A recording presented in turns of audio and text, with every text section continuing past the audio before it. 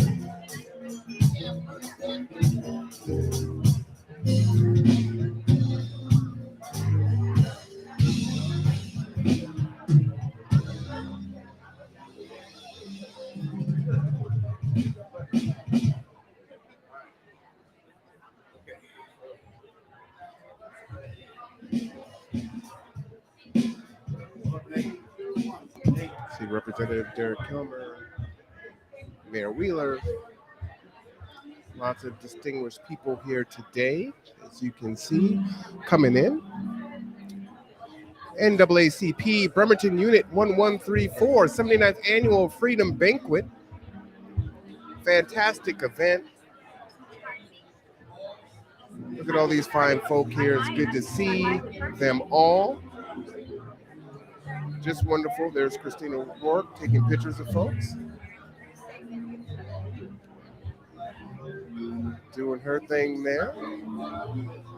All right, so folks are coming on in. We're getting started here momentarily. Afternoon, everyone. Again, if you have been assigned a seat or a table, please make your way to your table so we can begin the program. You too. If you have been assigned at a table, please make your way to your seat so we can begin the program. Oh, yeah, please feel free. I'm sorry.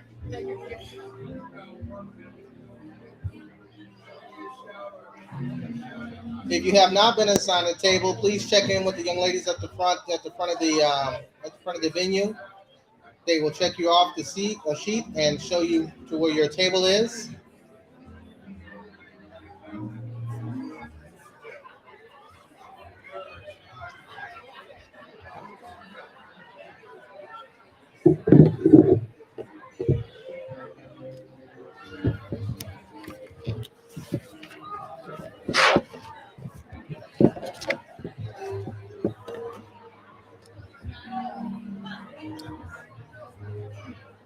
Come on, people. Come on, people.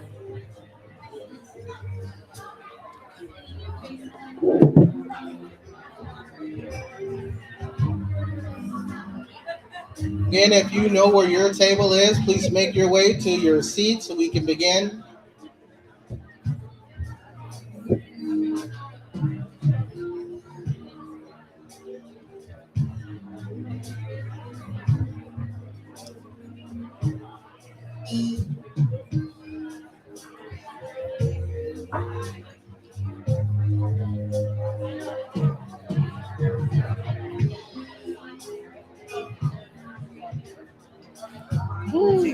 herding cats.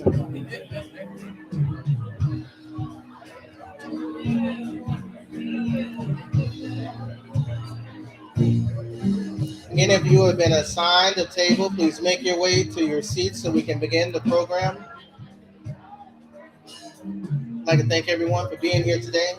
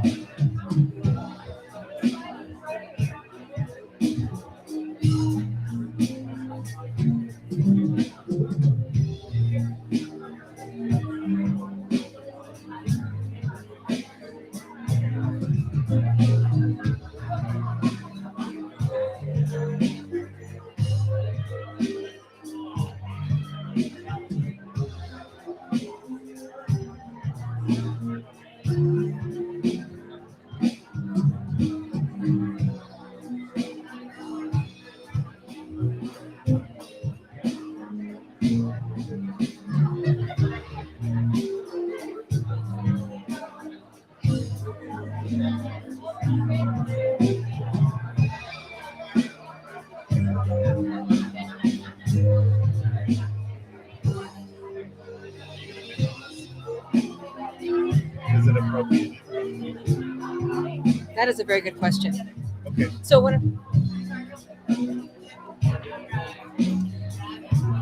Let me You ask Robert. decide. You decide. I won't force anything on you. Well, we're gonna be mentioning all of the different sponsors, so that might be a good time to mention. Yeah, that would be. Is it? Oh yeah. Is it on? No, you got to turn on the switch. Oh, I guess it's on. You got it. If I can have everyone please take their seat so we can get those who have not had their seat yet placed, and then we'll get this event started here in a few minutes. Thank you. And thank you guys for coming out. Y'all look beautiful. Y'all look outstanding. Thank you.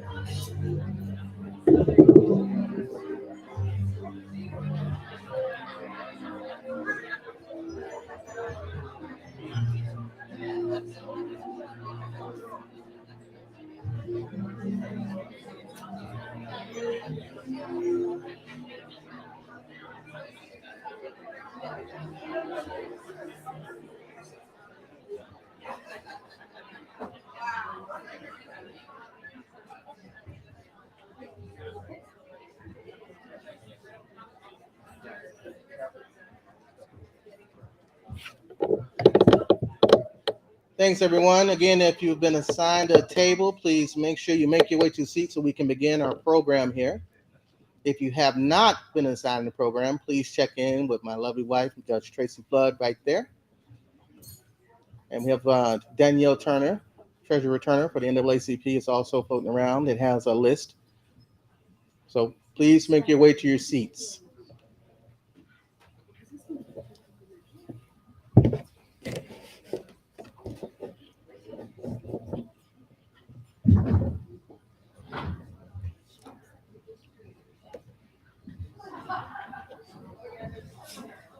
Man, that room got quiet real fast.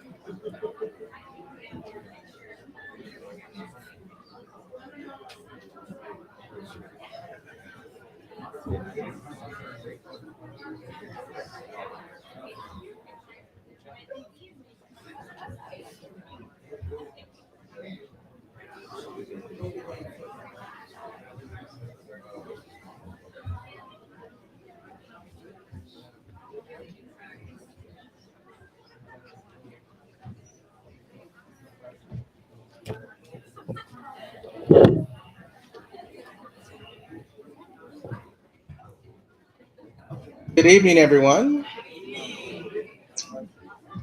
Lovely to see so many beautiful, smiling faces. I know it's been a while since we've been able to get together due to health concerns throughout the country. So it's nice to see everybody here today and dressed up and looking good and smiling and ready for a great program.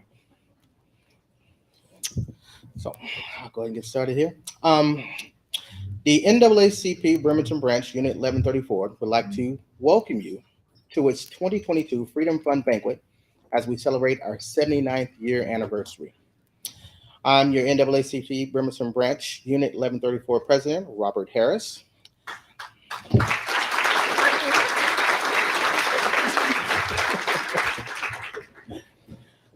This branch of the NAACP was established in 1943 by trailblazers that have sacrificed so much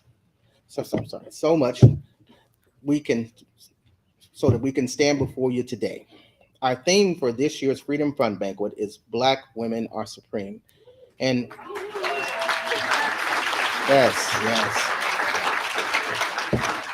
In honor of Judge Ketanji Brown Jackson being sworn in as the first Black woman to serve on the United States Supreme Court.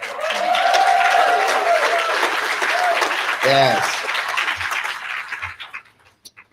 But along with Judge Jackson, there have been many other Black women who have made their mark as the first in history, locally and across the country.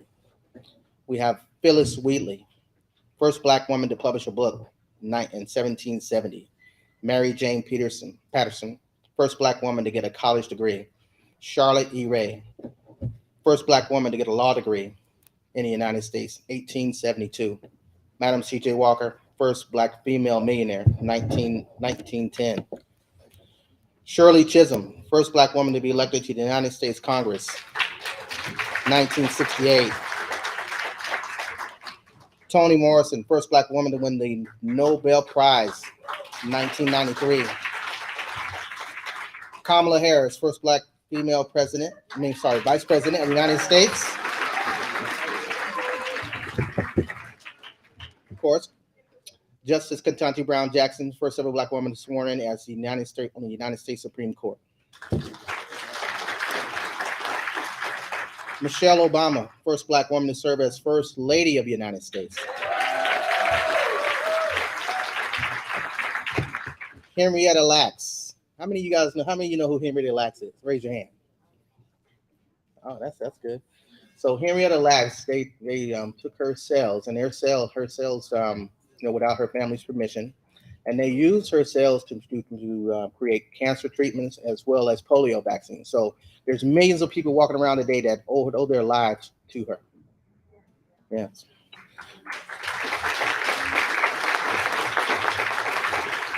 We also have our local trailblazers here: Lillian Walker, Hazel Colvin, Alice Eagans, helped found the NAACP and fought for civil rights in our community. And just recently, my wife, Judge Tracy S. Flood, first black woman to preside over the Bremerton Municipal Court.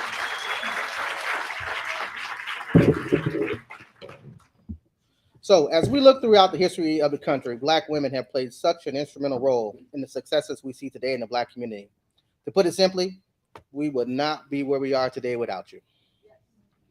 You are mothers, grandmothers, wives, friends, champions in our community. And we thank you for all that you are and what you represent to the community. So before we get started on our program, I know we have lots of dignitaries here. If you don't mind, would you stand up? I know we have senators and judges and city council persons and Congressman Kilmer here. So please stand, dignitaries.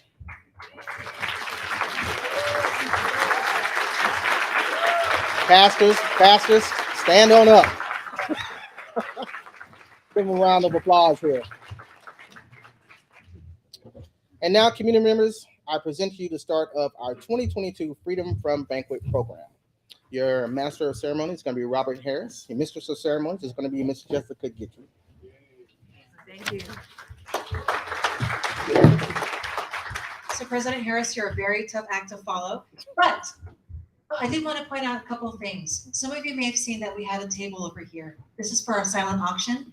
We have about 8 items. For those of you who've never participated in a silent auction, what we have in front of each item is a bid sheet.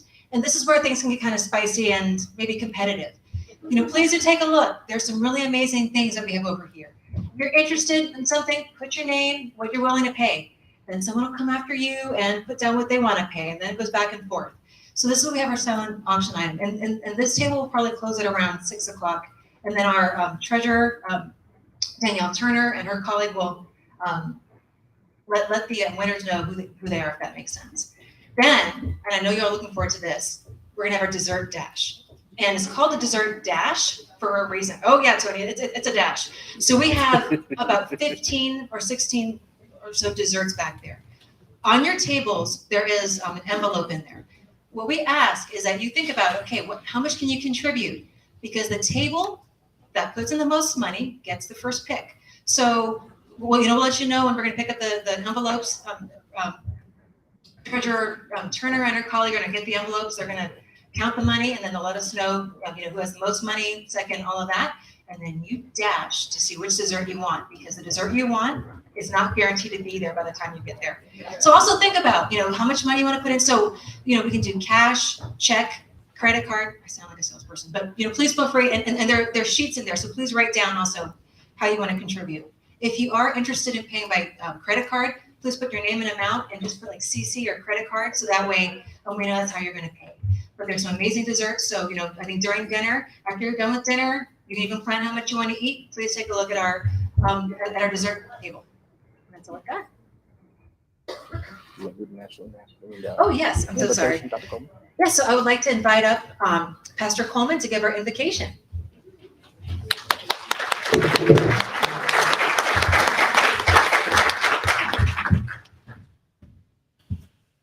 My name is Pastor Frankie Coleman, pastor of the St. Clair Baptist Church, one of the greatest churches on this side of heaven. Don't die. Amen. Will you tell somebody don't die without going to Sinclair? Don't die without going to Sinclair. Hey, listen, it's an honor for me to be here and to lead us in our invocation. Shall you bow your head in a moment of prayer? Eternal God, gracious God, our Father in heaven, we're eternally grateful today with your great love and mercy for us that we are not consumed because your compassions fail not. They are new every morning. Great is your faithfulness. Father, we want to say thank you today as we gather today to celebrate with the NAACP, this 79th Freedom, this banquet, Lord. We honor you. We recognize it's in you we live, move, and have all of our beings. And for that, we're eternally grateful. We thank you for the NAACP, this local chapter, this president, and all of the members that participate in the NAACP. We thank you tonight, Lord, for also these dignitaries, these local, city, state, national leaders. We pray that you will continue to strengthen them, encourage them, empower them to do the work in which you've called them to do.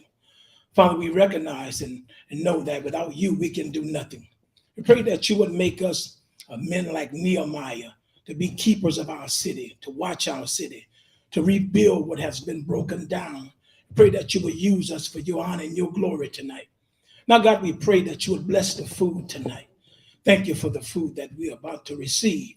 We pray that it would use it for nourishment and strength for our bodies. But God, we also ask that you would remember those who are only blocks away, who are still homeless and hungry.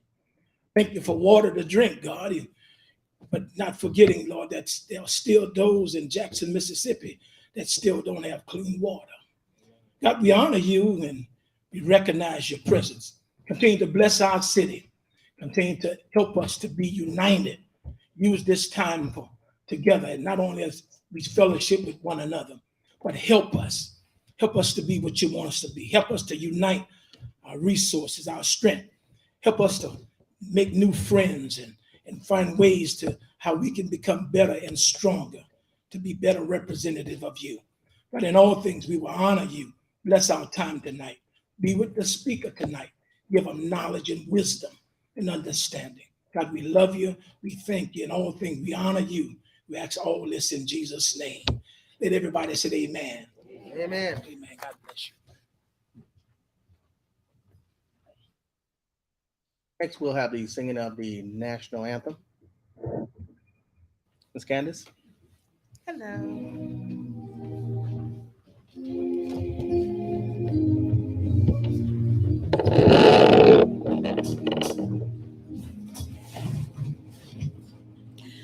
Oh, say, can you see by the dawn's early light what so proudly we held at the twilight's last gleaming, whose broad stripes and bright stars through the perilous fight o'er the ramparts we watched were so gallantly streaming, and the rocket's red glare, the bombs bursting in air, gave proof through the night that our flag was still there. Oh, say does that star-spangled banner yet wave o'er the land of the free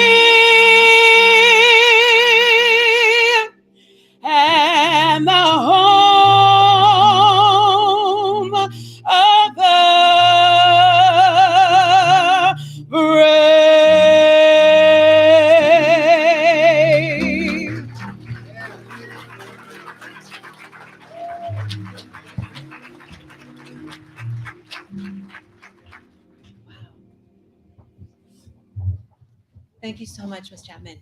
Next, I'd like to invite up Minister Ruth Jones to sing the Black National Anthem.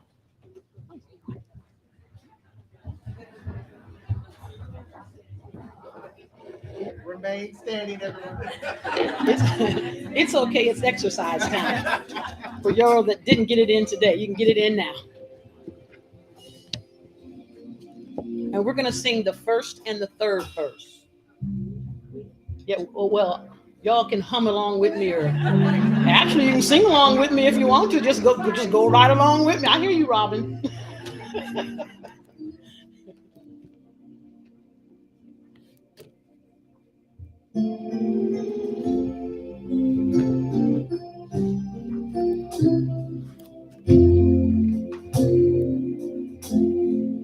Lift every voice and sing till earth and heaven rings with the harmony of liberty. Let our rejoicing rise high as the listening sky. Let it resound loud as a rolling sea. Sing a song full of the faith that the dark past has taught us. Sing a song full of the hope that the present has brought us. Facing the rising sun of a new day begun. Let us march on till victory is won.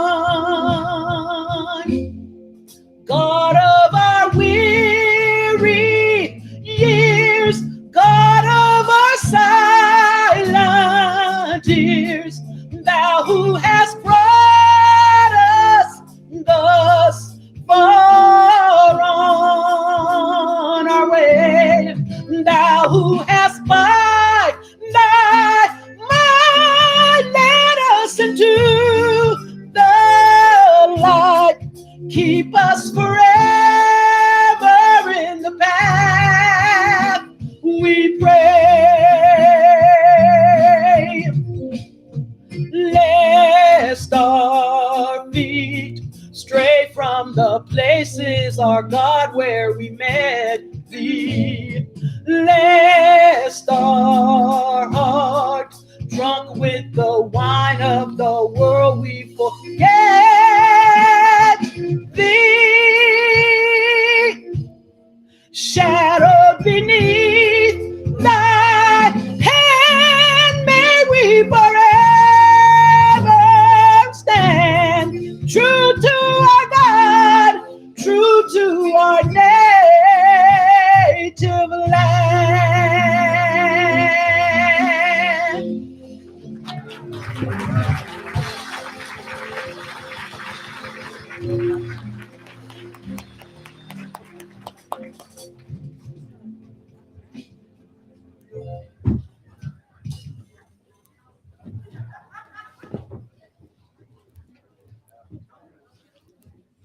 All right, so next it's my privilege to welcome up Judge Kadeen Ferguson Brown to give us our welcome.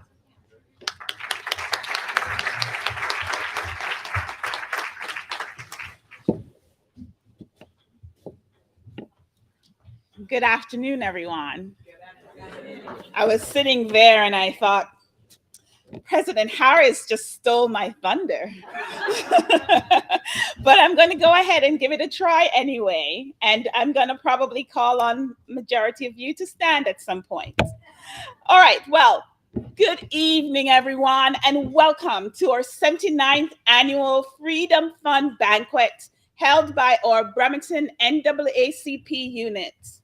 We are thrilled that you are all able to gather with us today, especially after not being able to do so for the last 2 years due to the COVID-19 pandemic. But here we are, looking fabulous.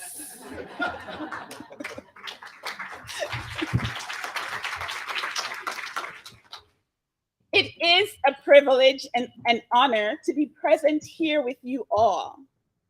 As was stated, I am Kadeen Ferguson Brown, and I am one of the 3 Mason County Superior Court judges. And notably, since we're celebrating Black women, I am the first Black woman to share that bench.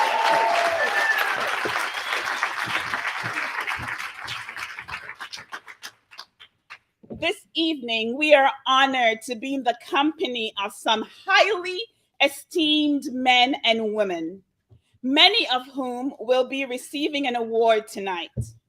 So let me take this moment to acknowledge probably everyone that's here tonight. When I see the list, I think I'll maybe calling everyone to stand. So bear with me. Congressman Derek Kilmer.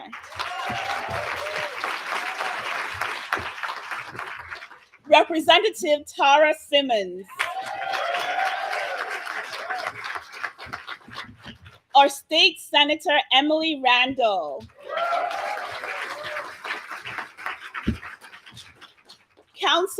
Councilperson Anna Mockler.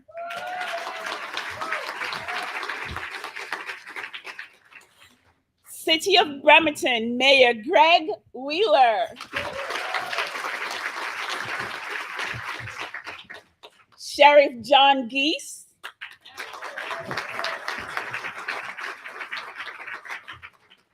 And then we have Kitsap County Superior Court judges, Judge Melissa Hemstreet,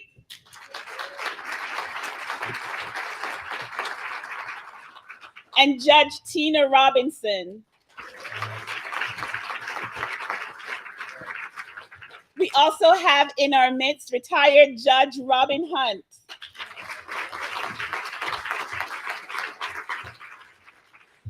Commissioner Shane Seaman.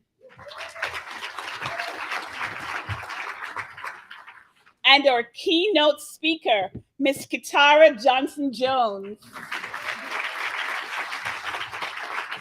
I have a long list. Okay. Oh, she's down here. She's special.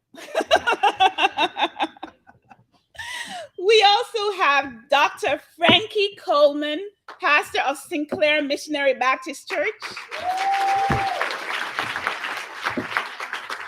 Pastor Ken Riley, pastor of New Life, Bremerton.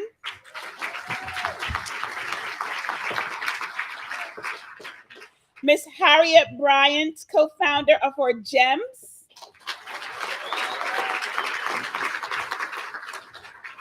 Mr. Anthony Ives, executive director of KCR.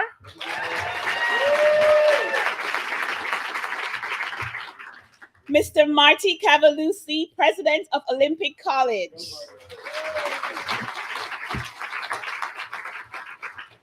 Miss Allison Rotter, board member of Bremerton School District.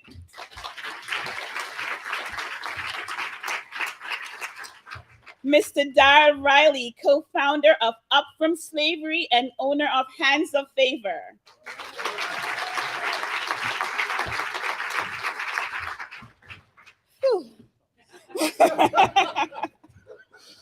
I'd also like to acknowledge some members of our executive. Our president, Mr. Robert Harris. Miss Shannon Turner. Mr. I am sorry, apologize, but I think I got your Miss Danielle Turner. Mr. Andre Henderson. And Miss Shawley Lee.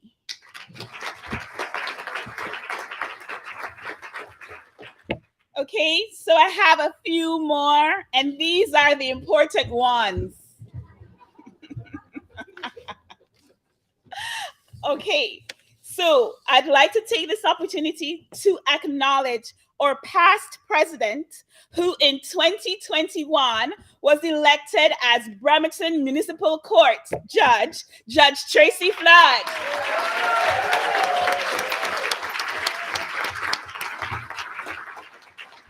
First Lady Eileen Coleman, who graciously and selflessly serves in various capacities at Sinclair Missionary Baptist Church.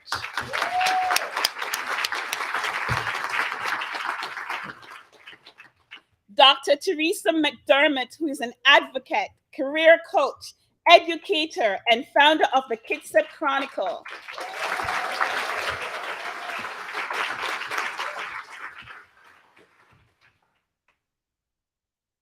Please forgive me if I don't pronounce your name properly. Mrs. Akwie Karen Vargas.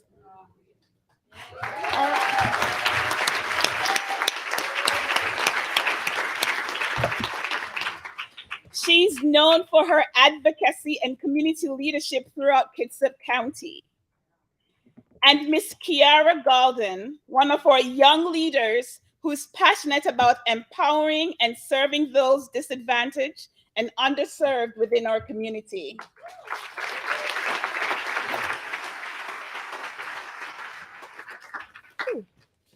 I think I got a note that I may have missed someone. Is that Brenda Fantroy? Brenda Fantroy Johnson, Bainbridge Island City Council.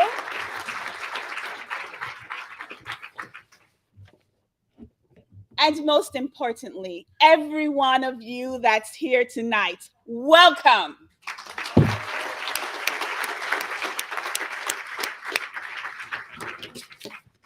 This year, our theme is Black Women Are Supreme. And this is most fitting as our world slowly comes to recognize and acknowledge that when Black women lead or are included in the room where decisions are made, we all win. Yes.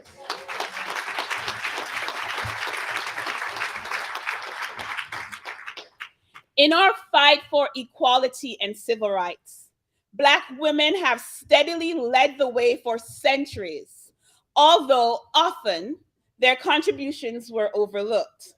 But not anymore, and certainly not tonight.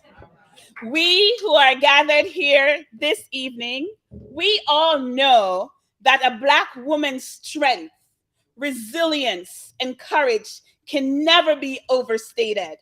And so tonight, we take the time to celebrate Supreme Black women.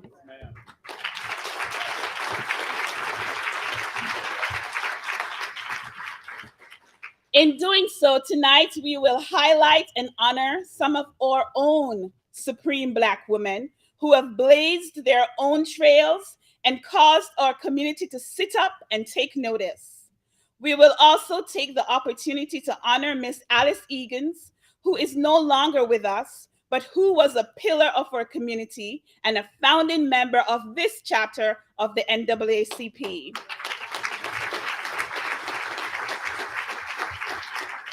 I'm almost done. Once again, welcome to you all. Welcome to our celebration. And when you leave here today, remember to never underestimate a courageous, fierce, and unwavering Black woman on purpose, because she will always get the job done. So go ahead, embrace her, empower her, then release her and watch her Black woman magic shine. Thank you.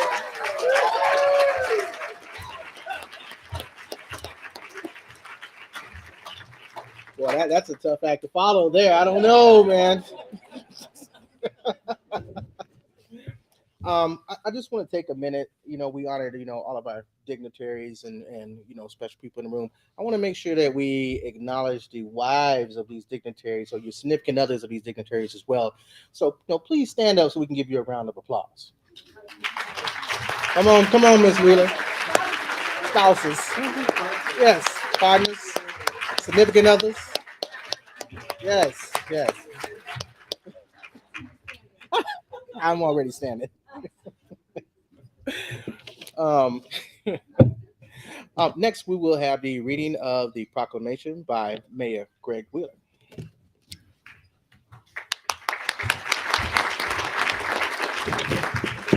All right. Thank you very much, ladies and gentlemen, for the wonderful invitation and strong leadership in Kitsap County. It is a pleasure to be here with each and every one of you. I'm proud to be a part of this evening's festivities and celebrating tonight. The NAACP has worked to make the world a better place.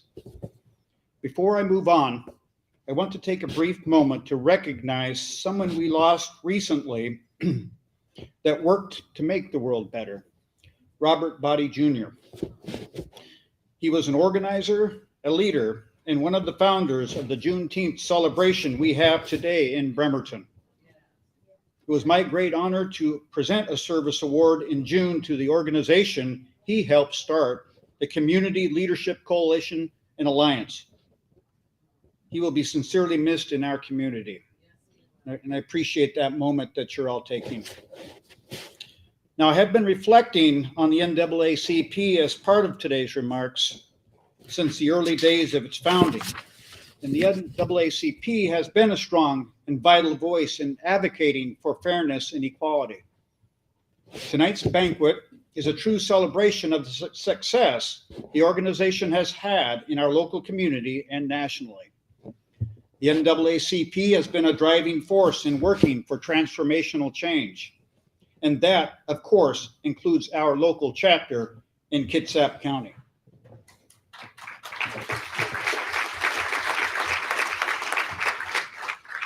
Your historic work on civil rights, social justice, and efforts to provide more economic and educational opportunities has shaped our community. I am a supporter and a member of the NAACP, and I take great pride that the Bremerton chapter has a storied and inspirational history. Lillian and James Walker and many supporters courageously answered the call to start a chapter here nearly 80 years ago. The story of those early days are eye-opening, but the actions they took and their accomplishments inspired many people. Their mission is being carried forward today by the people in this room and the many, many others who support a vision for a better world. What I know is that service is truly the heart of what the NAACP does.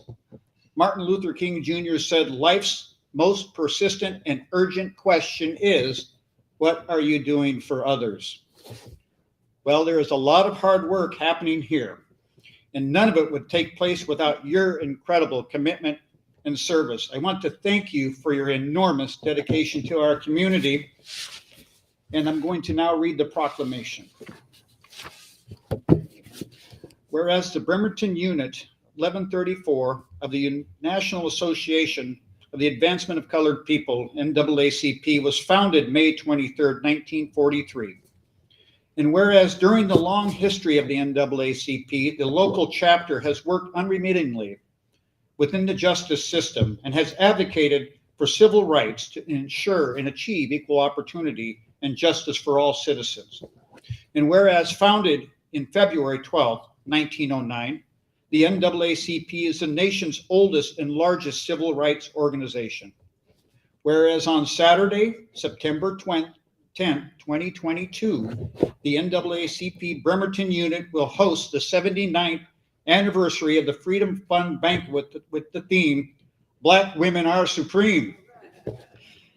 Now, therefore, I, Greg Wheeler, Mayor of the City of Bremerton, do hereby proclaim Saturday, September 10, 2022, to be Freedom Fund Day, and I urge all citizens to celebrate the special efforts of the Bremerton NAACP Unit 1134 in improving the quality of life of citizens throughout our region. Signed this day, Greg Wheeler, Mayor of Bremerton. Thank you. Thank you very much.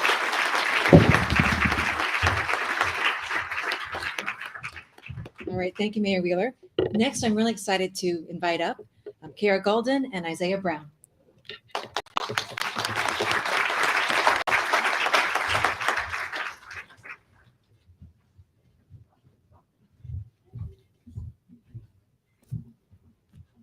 Hello, good evening. I'm Kiara Galden, and I guess I'll call myself a community advocate.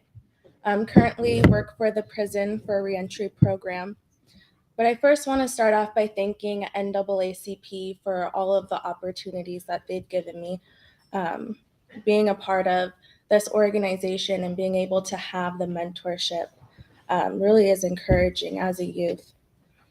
We've been able to put together amazing programs like the Youth in Law Forum with Tracy Flood, Judge Flood, and the Youth Committee, working with her to start up our youth advisory, and also our AXO program, Afro Academic, Cultural, Technical, and Scientific Olympics, which encourages children to work in their STEM fields and to sharpen their skills and push you forward in your education.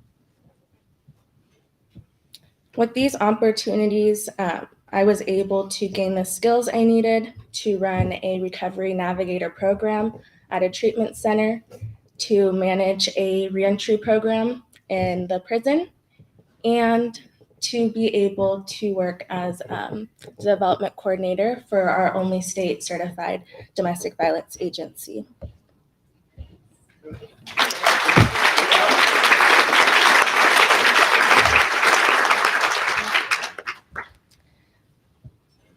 None of this would be possible without the village that it takes to raise a young woman or any young child. From the mentorship that I've received from Judge Flood, I've also pushed myself to get into grad school, and we have officially started our clinical PhD program.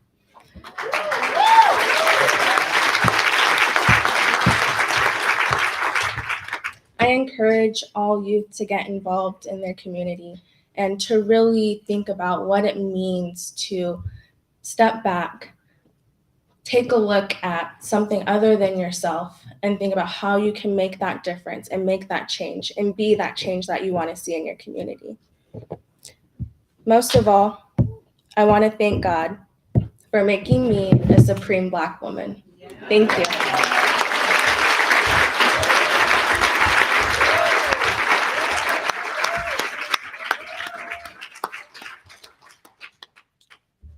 Really quickly, I want to say thank you, Ms. Golden, for the words you gave us. And I would ask my sister to stand up real quick.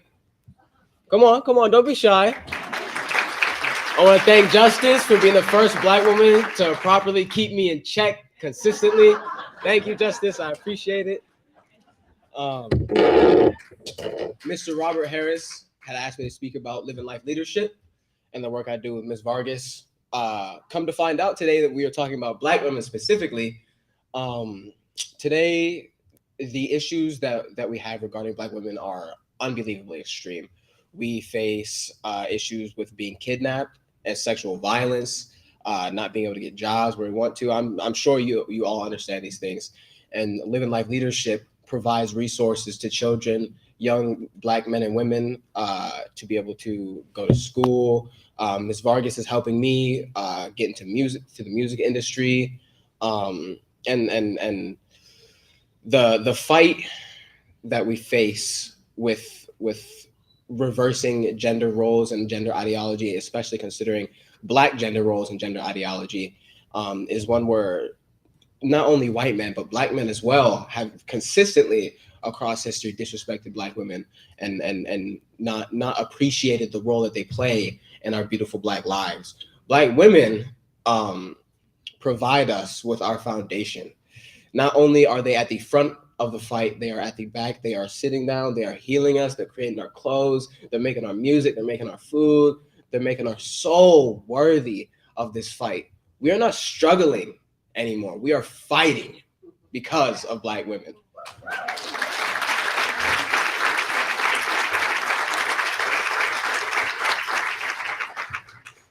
These gender roles are important to get past. We spent far too long wondering of who should be in the kitchen and who should be doing this, that, and the third, when Black women have been doing literally everything for us behind the scenes. It's unbelievable the work that Black women put in to ensure that someone like me can get on this stage and say my piece. it is vital that the work we do with Live in Life Leadership gets promoted. We fund Live in Life Leadership. We fund the people who are going to progress us forward, and most importantly, fund Black women. Ensure that Black women have the resources they need to speak their own piece, to get out there, fund their businesses, fund their music, fund their arts, and fund their soul. Thank you so much.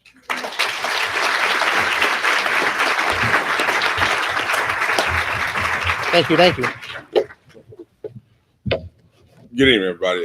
My name is Shannon Turner. I'm the second vice president of the NAACP chapter here, 1134. Please, with your mercy and grace, allow us to make this little change. First off, I want to recognize the Usmans who are here. This one. Oh, I'm sorry. And then I also want to recognize the new CEO for Kitsap Mental Health, Monica Blanchard. With that, I want to go ahead and go into a couple of dinner arrangements right now. If I could have table 1 and 2, go ahead and proceed back to the back room back here to the left to get your dinner. We'll start that dinner process for me. Is that okay? Yeah. Does everybody understand? I know y'all hungry. Yeah. I know you're ready to eat. So we get dinner 1, table 1 and 2. Go on. Don't be shy. Tables 1 and 2. Let's go get some food. And thank you for understanding and allowing. This is the first time in 2 years that we've been back together with this. So again, the grace and the flexibility is really, really appreciated.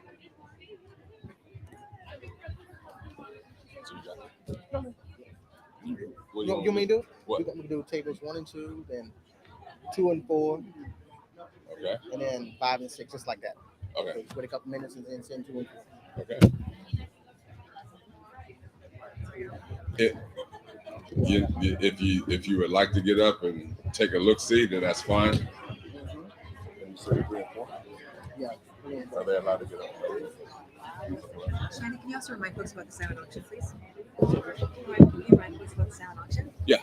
Again, I want to remind everybody else, please, this get up, kind of mosey around. We have the silent auction still going on as well.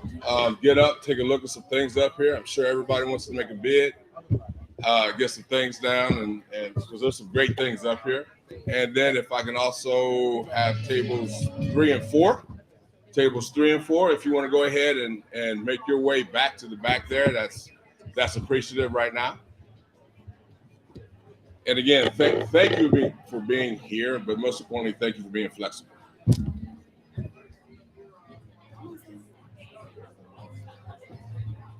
Y'all can go get y'all food. Yeah. Y'all go get y'all food. Okay, thank you. Thank you. So how is everybody doing tonight?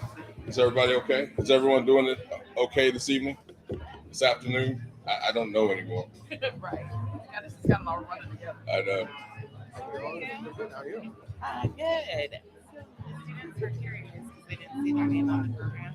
Do you still want them to speak about the SU? No, we were just going to have those 2 speak right now. Okay. Back here and Okay. No, because I didn't, that wasn't, no one told me. So I told them, after we Again, tables 1 and 2, and 3 and 4. And again, please make your way up here for our silent auction. Let's get that in before that closes down. Okay. yeah. So they were, because they're like, their parents are here. It's like, can they just like speak now? Yeah, you know what? You want to have while they're doing dinner or while they're getting ready for dinner? Yeah, they can come up and say something. Okay, thank you. Yeah, you got a couple more. You want to say something? Yeah. All right. Yeah, thank y'all for having. All right, go get your. Hey, go get All right, your my man. Huh? Oh.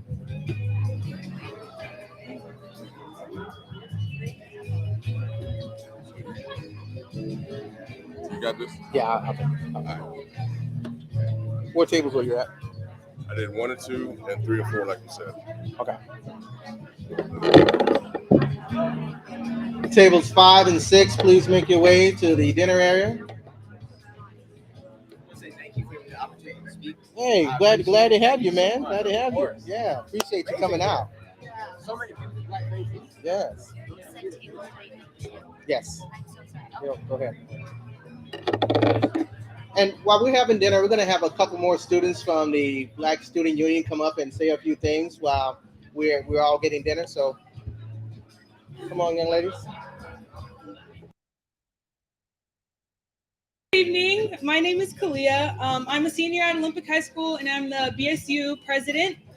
Black Student Union is extremely important to have in schools and communities. Black Student Union gives Black students and students of color a sense of community in their school, and it gives us a place to feel safe. It's also really fun to just throw events with Black Student Union, and I'm very grateful for Miss Jewel and Miss Karen Ukie Vargas for giving us this opportunity.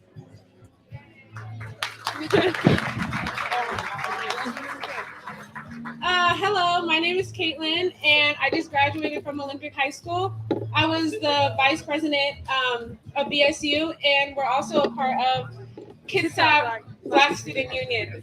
A favorite memory of mine was when we had the BSU graduation, which was hosted by Miss Jewel and Miss Karen Akuye, and I really enjoyed it because it just kind of like was honoring to Black students that maybe didn't get that throughout high school, and it kind of gave us like a sense of like confidence.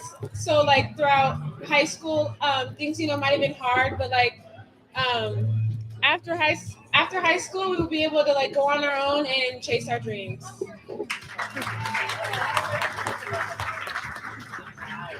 All right, let's give these young ladies a round of applause. Next tables, 6, 7, and 8. Please make your way to the dining area, please. 6, 7, and 8.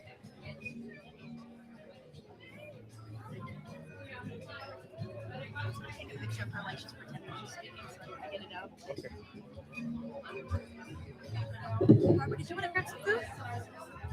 I'm good. Okay. Did you already get something? Not yet.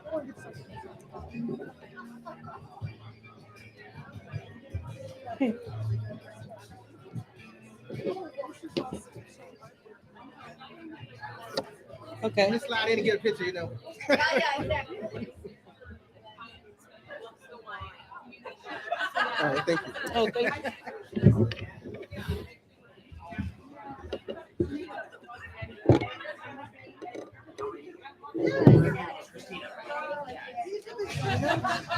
That's right.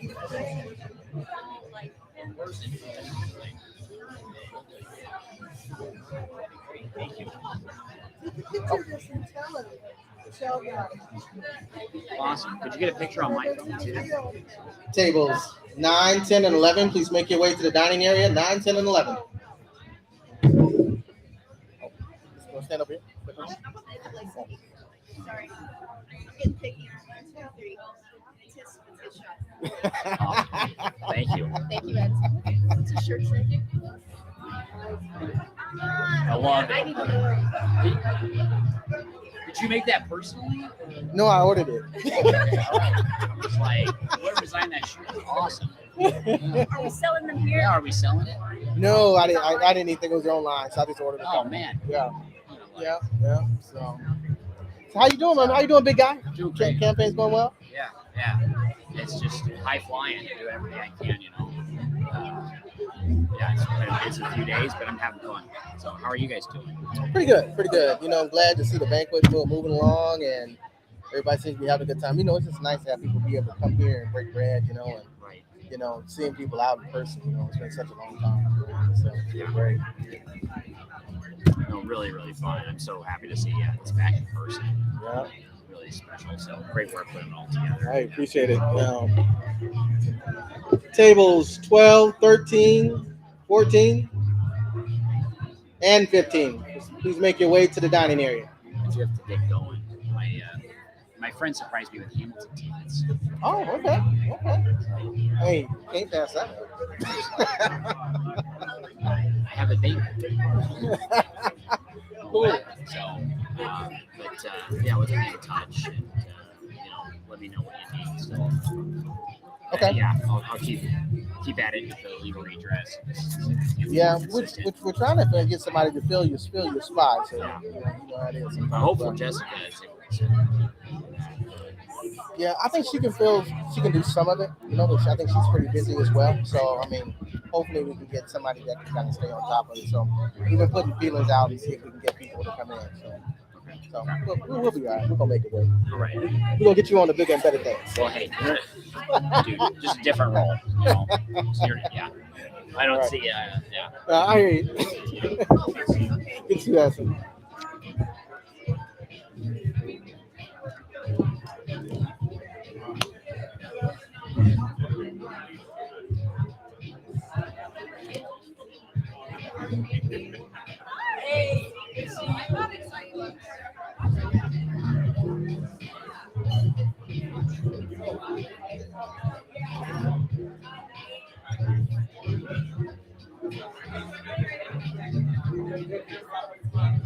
That's everybody. That's everybody. Yeah. Yeah, that's everybody.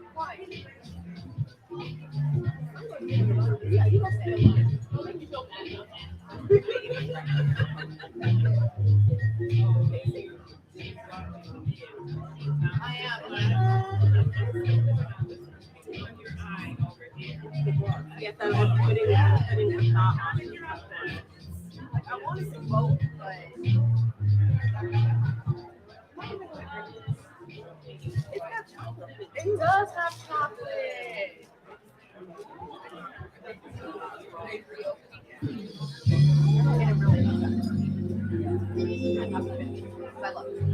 I didn't know that was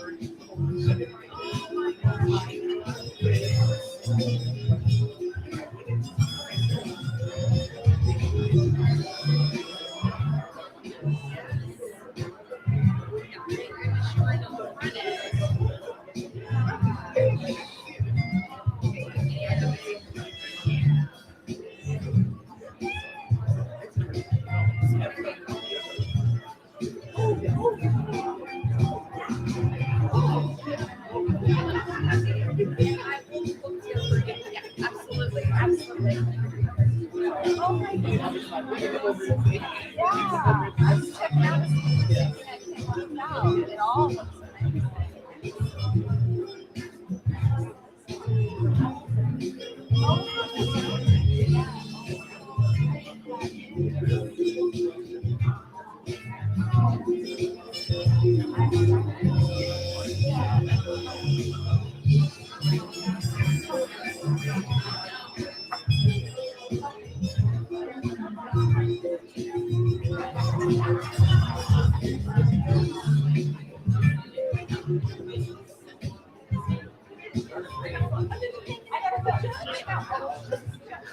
That would be, I'm sure, way more fun than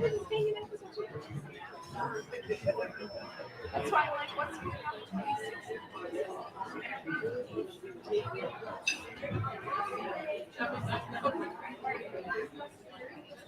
Recently, is the answer for fast world changes done right. Skilled certified technicians are located in the organization's needs of any professional location. And now for the Free Smoky to save $15 on any full reservation. Like Free Smoky /CFC. Step in and see why we can be unchanged for over 40 years. Free Smoky, done fast, done right.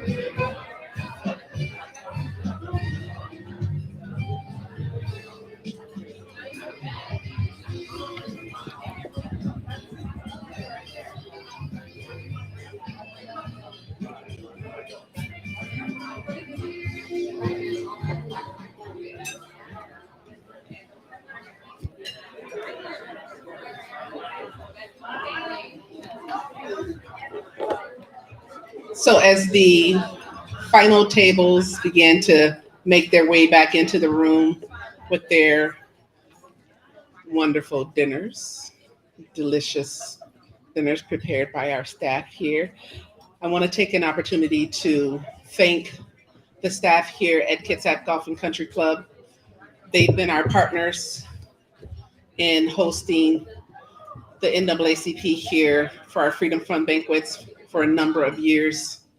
And we appreciate the relationship that we've been able to build and the relationship and the service that they've provided in thanking our service people. So if you can join me in giving them a round of applause, I really appreciate that.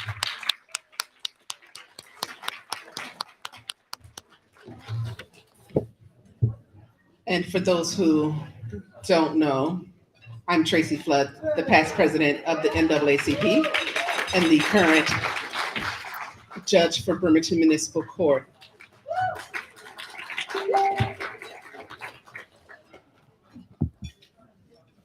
We appreciate your patience with us today. This is our first banquet that we've been able to have after 2 years of the pandemic. So things have come together very well. The program, as you can see, has the theme in honoring Justice Ketanji Brown Johnson. So we're going to keep with that theme, and I'm going to bring up our U.S. Congressman, Derek Kilmer.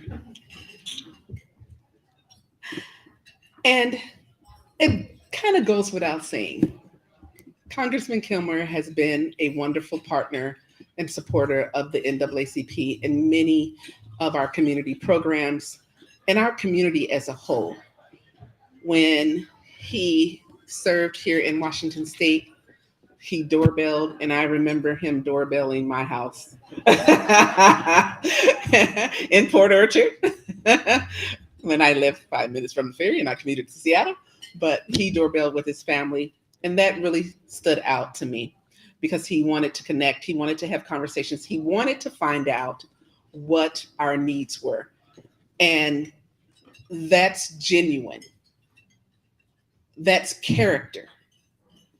So at this time, I'm bringing up Congressman Kilmer to do, in essence, a honor to Alice Egan's. And when I say that because when I moved here over 30 years ago, I had the pleasure of being in the presence of so many trailblazers who are no longer with us. And oftentimes we don't get to honor them the way that we need to honor them. But I want Miss Phyllis Egan's and Miss Melina Egan's to understand what they meant to the NAACP. And when I contacted Congressman Kilmer's office, he said, through Katie, what is it that you need? I'm here to support. And knowing her, having met her and having worked with her in the community has been one in which words cannot truly express. There's so many things that happen where you read about Martin Luther King Jr. in history books, and children nowadays say, oh, I thought that was a mythical person. But to have sat in the presence of such greatness is something that is indescribable. So this is our way of saying how important Alice Egan's was to the NAACP, how important Loxie Egan's, in which those of you who live in Bremerton know, and those who have been around Bremerton for a while, that there's a street named Loxie Egan's in Bremerton. But how many of you know the history? And inside of the room where we have the dinners is a historical display that Roosevelt Smith put together. And if you got a chance to get to the display down at our historical museum downtown Bremerton, it was even bigger. And the history, the richness of our culture in Bremerton is great. And it must not be forgotten. So without further ado, I'm going to bring up Congressman Kilmer to make this presentation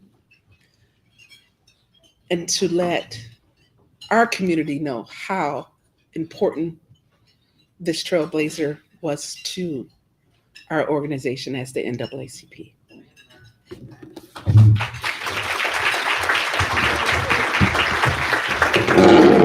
Thank you, Your Honor. Let's give it up for Tracy Flood. First of all, I want to apologize.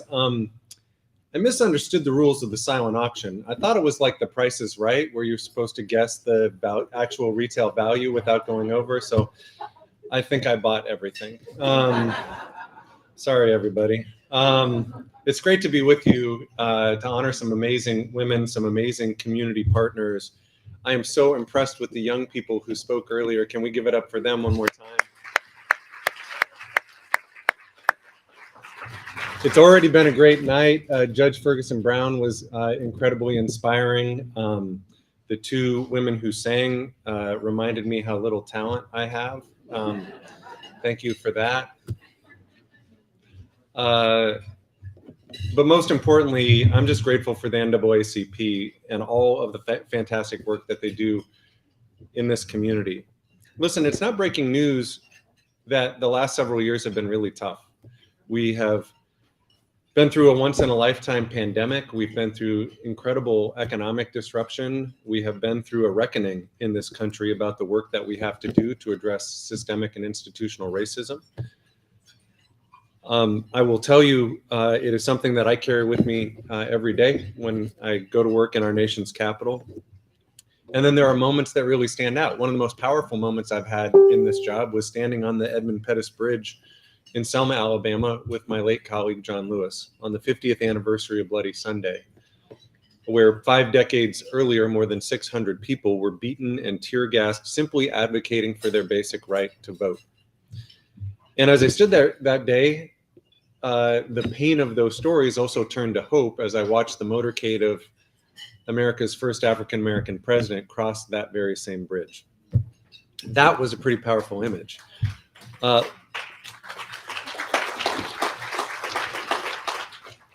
Later, President Obama said that despite how far we've come, we still have far to go as a nation. And we know that that is true. He said, we know the march is not yet over, the race is not yet won, and that reaching that blessed destination where we are judged by the content of our character requires admitting as such. President Obama frequently quoted Dr. King in saying that the arc of the moral universe is long, but it bends towards justice. But the arc doesn't bend on its own. It bends because of the work of the NAACP. It bends because of the work of the people in this room. It bends because of the people who do that vital work, including Alice Egan's, who did the work, on issue after issue. We know we have work to do. We have work to do when the U.S. Supreme Court invalidated a portion of the Voting Rights Act, and now you have state after state erecting barriers to the ballot box. And it's why we need to pass a new Voting Rights Act, to put the teeth back into the Voting Rights Act. We know we have work to do when families are torn apart by the failure to modernize our immigration system. We've got work to do. We've got work to do when we know that education is the door to economic opportunity, and yet that door is not open to enough of our young people. We know that too many people live in poverty, and that our nation still fails to embrace a very simple ethic of equal pay for equal work. We've got work to do. And the work that was done, the legacy of Alice Egan's was doing that work. As Judge Ferguson Brown said, she was a supreme Black woman. She, along with other community activists, James and Lillian Walker and Al and Hazel Colvin, founded the Kitsap chapter of the NAACP. Alice was a pillar of the community. During her 70 years in Kitsap County, Alice took on many leadership roles, including PTA president when her children attended school in Bremerton, president of the local NAACP chapter, and of the Washington State United Christian Church Ushers. She worked with Diane Robinson to help found the Black Historical Society of Kitsap County and was an active member of the YWCA, the Bremerton Central Lady Lions, and the Kitsap County Historical Society. Members of our community have called her the mother of the community. They called her a go-getter. They called her a mentor, an activist, stalwart, and full of endless energy. And it is to honor that legacy and to celebrate tonight's festivities that I submitted into the congressional record a letter honoring the life and the legacy of Alice Egan's. And I will present this to Tracy, and we will be presenting a copy to Alice's family as well to honor her extraordinary legacy to this community. Thanks, everybody.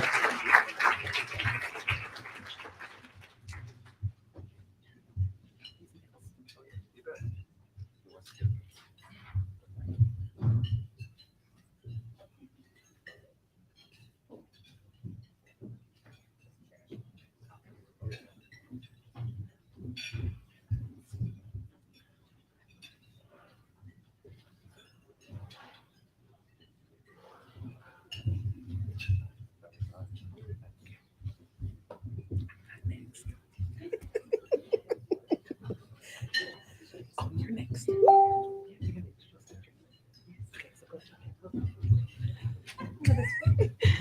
All right. Thank you, Judge Flood. So next, I'm going to ask Andre Henderson to come up to remember the community members that we have lost. Andre, are you? All right.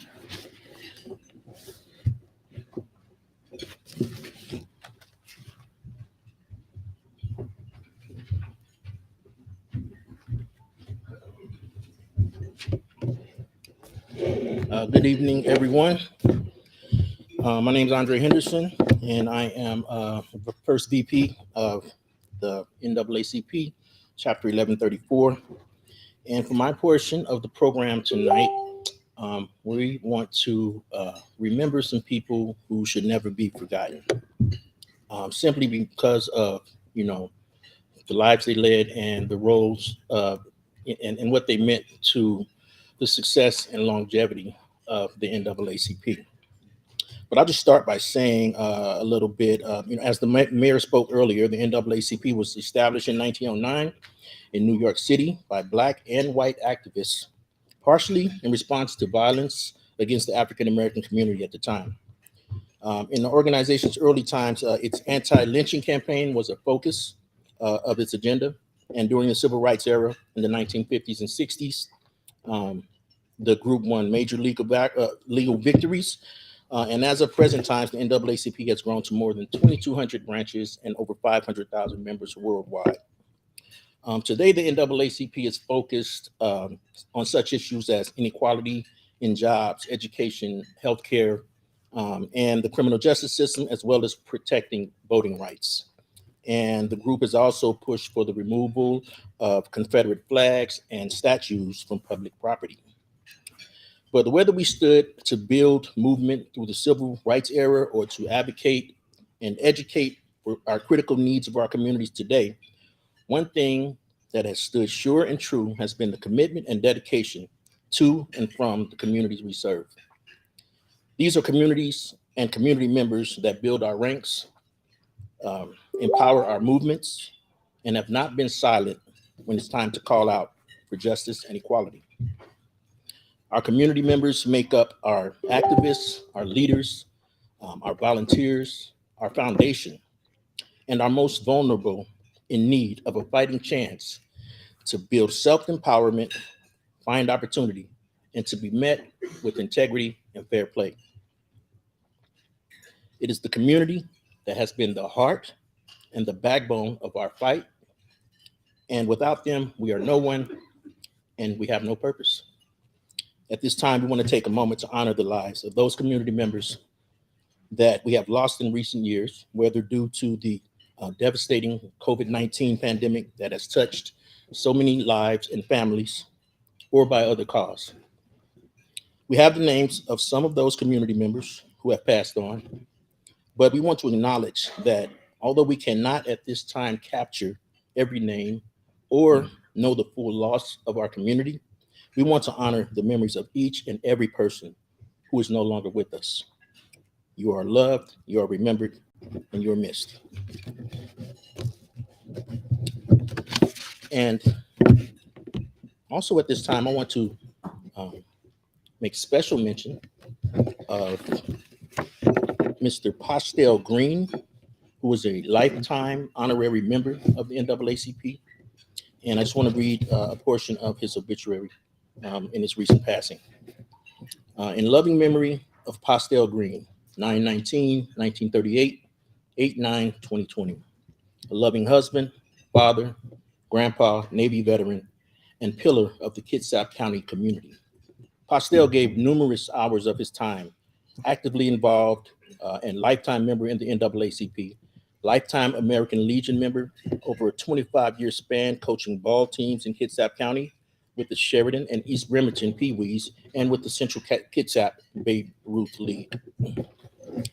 He was a Vietnam War veteran and proud plank owner as a crew member of the CVAN 65 USS Enterprise during his military service until honorably discharged. Pastel was an avid lover of games as a hobby, whether it was playing softball with the Bremerton Senior Softball League or playing cards, especially spades. Bonding as a family over tournaments, playing dominoes, cribbage, and ping pong with family and friends, both at home and at the Bremerton Senior Center. So thank you, Mr. Postel Green, for your life, for your service and your commitment. And I just want to say, Mr. Postel sounds like somebody I could have got with, especially on that space table. Yeah. But anyway, thank you, and enjoy the rest of your night.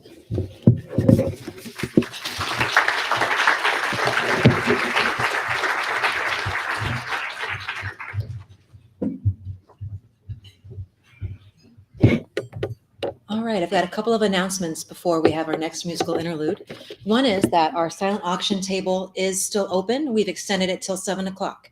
So please do take a moment to take a look at the items. It looks like the books are a hot item. I've seen a couple of folks competing, and actually it's on. But let me do my spiel first. But anyway, what I really want to highlight is that we have one donation in particular it's the Macomber Family Suite. Let me see here. Sorry about that. So this suite is for 16 seats and 7 parking passes. So this is a big deal, for a Sounders game. So please take a look. I mean, if you're looking out to watch sports, this is a great opportunity to do so. So please, do take it when you get the chance. Take a look. We really appreciate your support. And then with that, so Mr. Ives, you can go ahead and take a look and put your name in for that suite. I'd like to go ahead and bring up the Chapmans for our next musical performance. Thank you.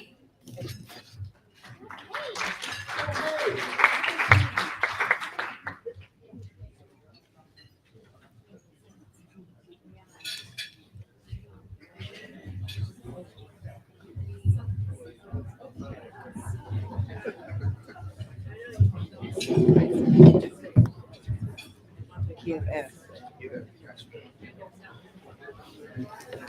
Yes. Mr. Chairman, can I say one more thing? Go ahead. Yes. Okay, I lied. I have one more announcement. So hopefully after having that wonderful dinner, you're really interested in dessert. So as a reminder, there are envelopes at your table. So please put in cash. If you want to pay by credit card, please put so on the piece of paper in there.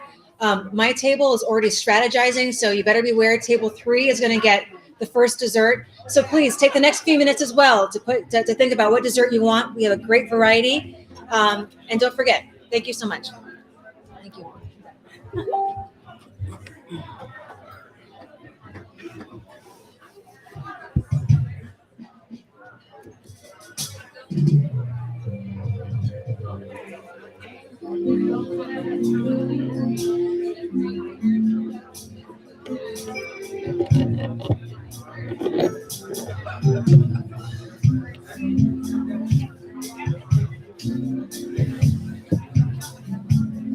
I love you, Lord,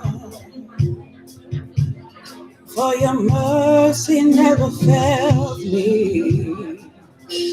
All my days I've been held in your hands. From the moment that I wake up till I lay my head, oh, I will sing of the goodness of God.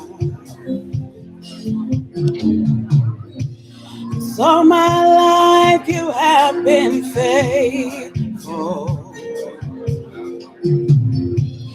All my life you have been so, so good. With every breath that I am able, oh, I will sing of the goodness of God. I love you, Lord, for your mercy never fails me. All my days I've been held in your hands. From the moment that I wake up until I lay my head, Oh, I will sing of the goodness of God. 'Cause all my life you have been faithful.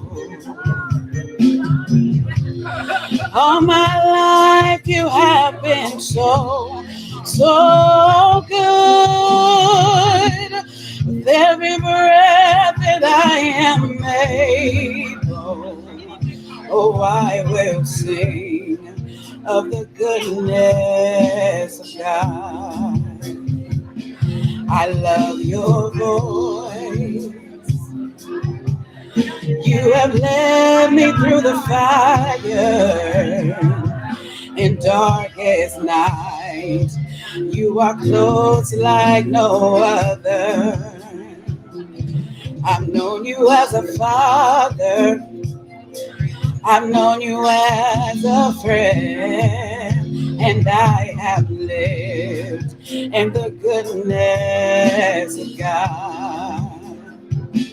Yes, 'cause all my life you have been faithful. All my life you have been so, so good.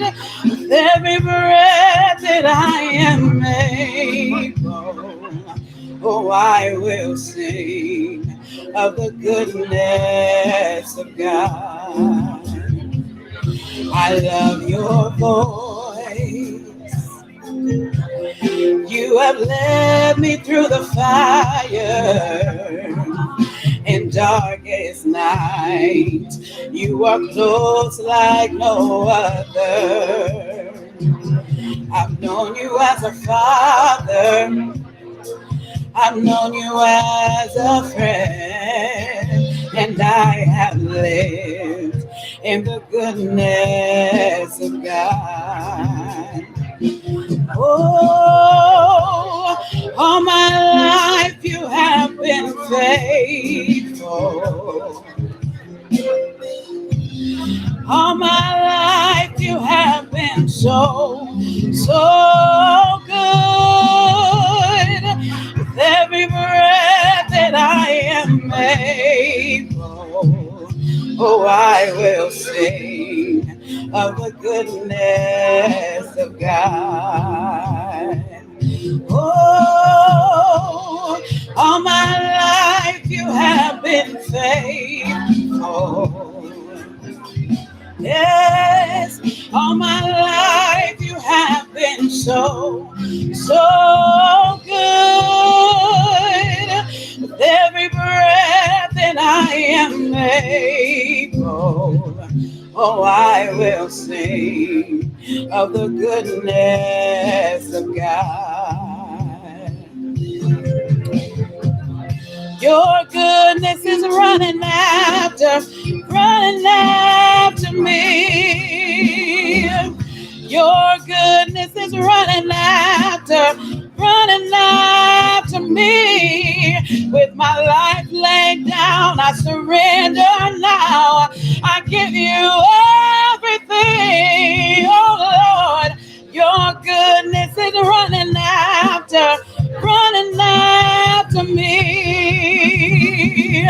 Your goodness is running after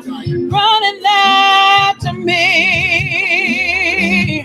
Your goodness is running after me.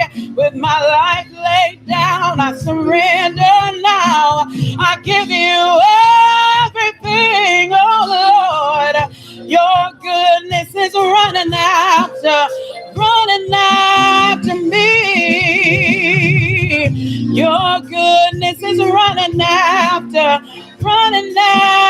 me. Your goodness is running after me. Your goodness is running after me. Your goodness is running after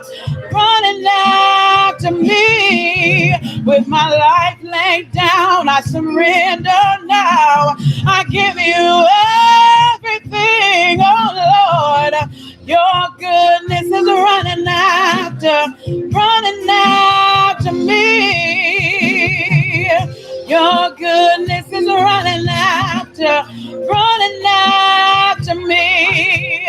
With my life laid down, I surrender now. I give you everything, oh Lord. Your goodness is running after me. Your goodness is running after me. Your goodness is running after me. With my life laid down, I surrender now. I give you everything. Your goodness is running after me. All my life you have been faithful.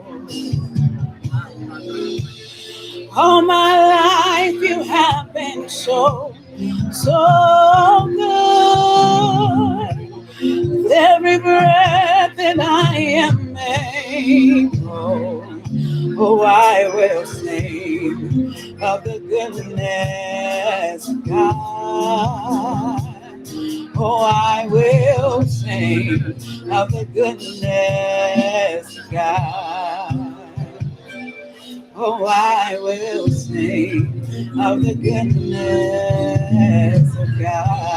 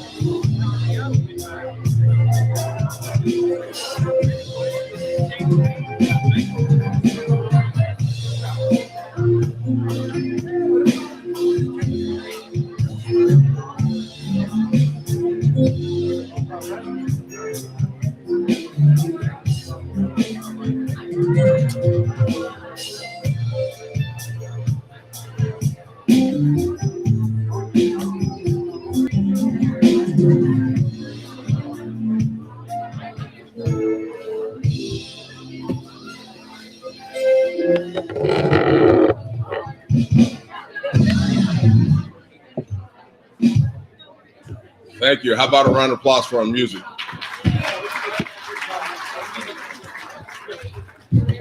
Again, everyone, my name is Shannon Turner. I'm the second vice president of the NAACP Chapter 1134. To keep everything moving along, one thing I wanted to announce real quick is the fact that the dessert dash will be closing in the next 5 minutes. My lovely wife, Danielle, and her assistant, Sierra, will be coming around to collect the envelopes. So please, if you need to go back to that delicious table to take that final look, go ahead and do it now. Because in 5 minutes, when they come by and collect that envelope, it's all said and done. So again, make sure that you get that in there for the dessert dash. And at this point, what I'd like to do is let you guys know that one thing that I do at the NAACP is the community outreach program. And when I say that, it means a lot. Because right now, when you look inside this room, literally, everyone, take a look inside this room. Look at who you are with inside this room, because this is community. This is what community represents. This is what community is about. So give yourselves a round of applause for being here.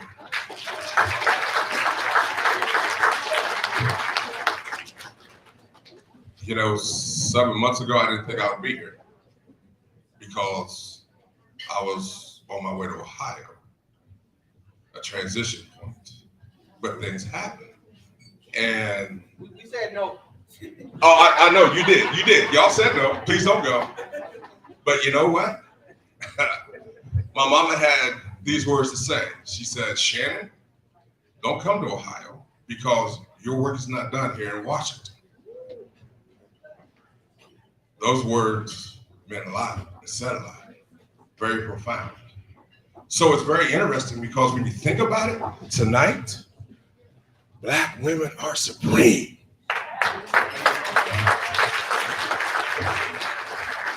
And when you look at community, who stands out in your community? Black women. The voice among voices. That's where it starts. That's where I got my drive. That's where I got my desire to stay put in community because of my mom. Judge Flood, where are you? Can you please stand? Tracy McDermott, where are you? Please stand. I can't tell you the impact that you two have had on my life. Thank you.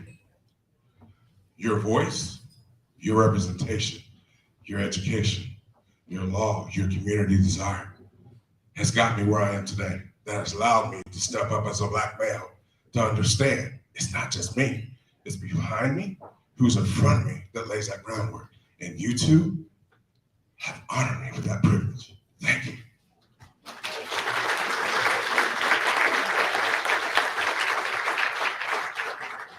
They taught me that community is what represents. They taught me that community is the desire. They taught me as far as your community goes, that's where everybody else is because it matters. It's the family foundation, it's the family traditions that are in place. It has to go back to that. It has to be family. And the voice, that's what stands out. So for myself, I take that and I take it to a different level because I go around and I make sure that everyone is represented. Honestly, truthfully represented. Diversity, equity, and inclusion. Those words are more precious today than anything else. And it goes back to community. That's what this is. Look around. Who's here? Look at who's here. Look at who you're sitting with. And look at who is representing who. You guys are my community. I love you. I treasure you. I honor you. And I thank you for being here. You know why? Because Black women are supreme, and that is our community. Thank you.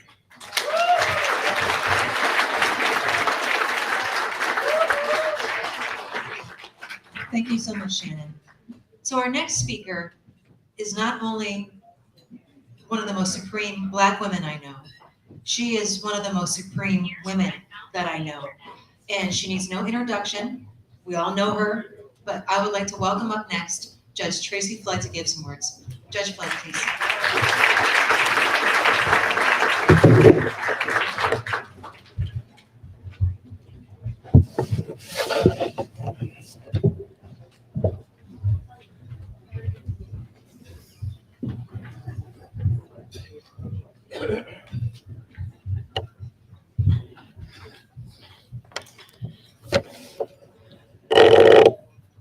Good evening.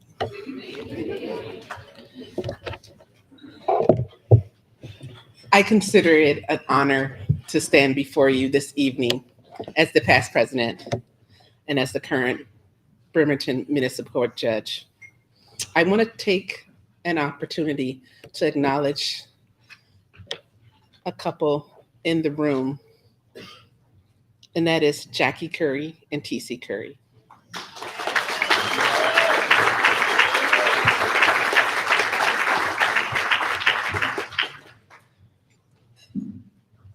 I started out at OC while I was still on active duty. And that's how long that I know Jackie Curry has been also at Olympic College. And TC Curry.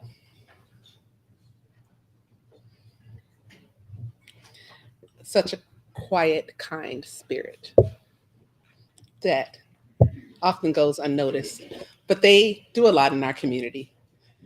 I didn't know this until I saw a picture of them coaching or refereeing sports. And I thought, wow, okay, that's so cool. But there's so many in our community that have done so many things.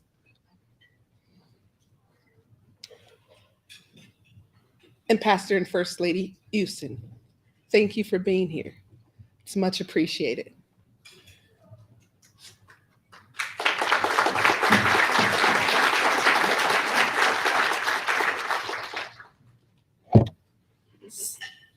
So I don't take any of these relationships lightly, but I just want to give a few kind words and tips. Growing up in Chicago, I went to Lane Tech High School. And Lane Tech was and is to this day considered one of the top 25 national high schools in the US. And I graduated at 16.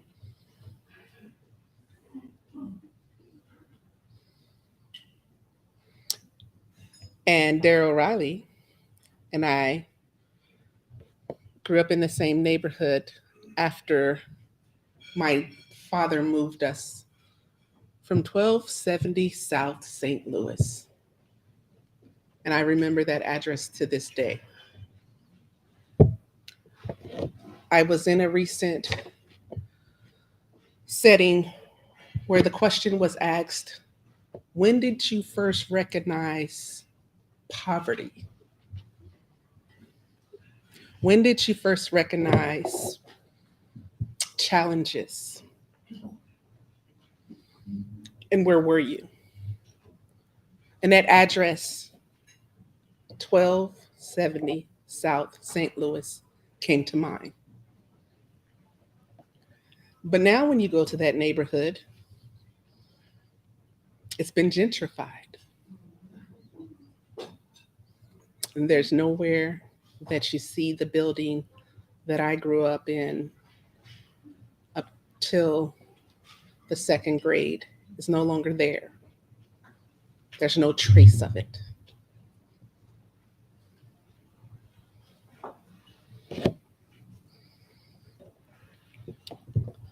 And then I recall that a part of testing for me and understanding the US Constitution was memorizing the preamble to the Constitution.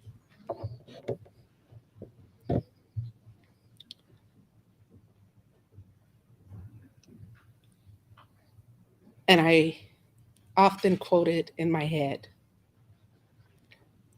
we the people of the United States, in order to form a more perfect union, establish justice, ensure domestic tranquility, provide for the common defense, promote the general welfare, and secure the blessings of liberty to ourselves and our posterity. Do ordain and establish this Constitution of the United States of America. And you ask yourself,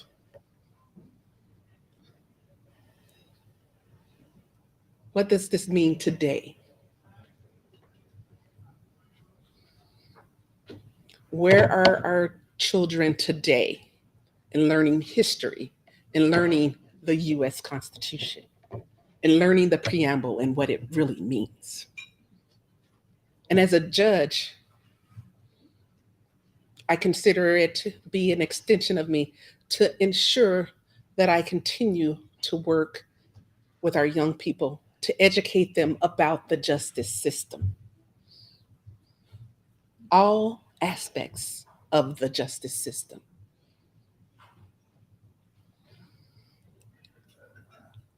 So then you ask, what is justice?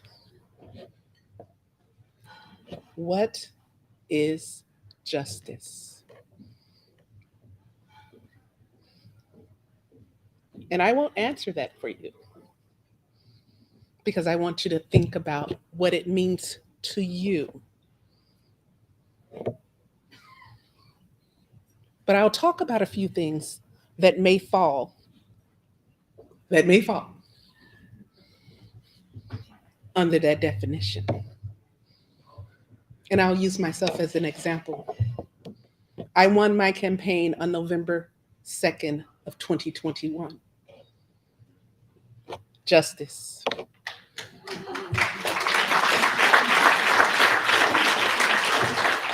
But more importantly, voting power. Our community pulled together and their voices was heard. So many people said, this is the first time I voted.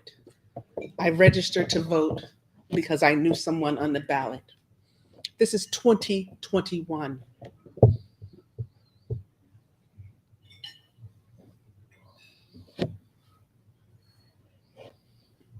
You ask yourself, was there justice when the Supreme Court gutted the Voting Rights Act? Just a question. But I say to you, think about justice.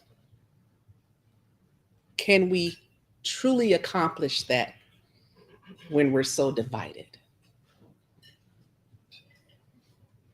How can we come together to be stronger as a community, as a nation? But how can we here in Bremerton and in Kitsap County stand out to show other communities that we can come together? We can make a difference. There are many NAACPs around that will not interact with law enforcement, that don't trust law enforcement. But for the last 5 years, Sheriff Geese has participated with us outside of the pandemic in a partnership that we have had with Olympic College in the Fireside Bistro to have the hard conversations, to ask the questions, to break bread, to build relationships. And even that is often criticized by those that say, well, they're liberals or, wanting to do all of these things. But it's not about them versus us, or us versus them. It's about us as a community.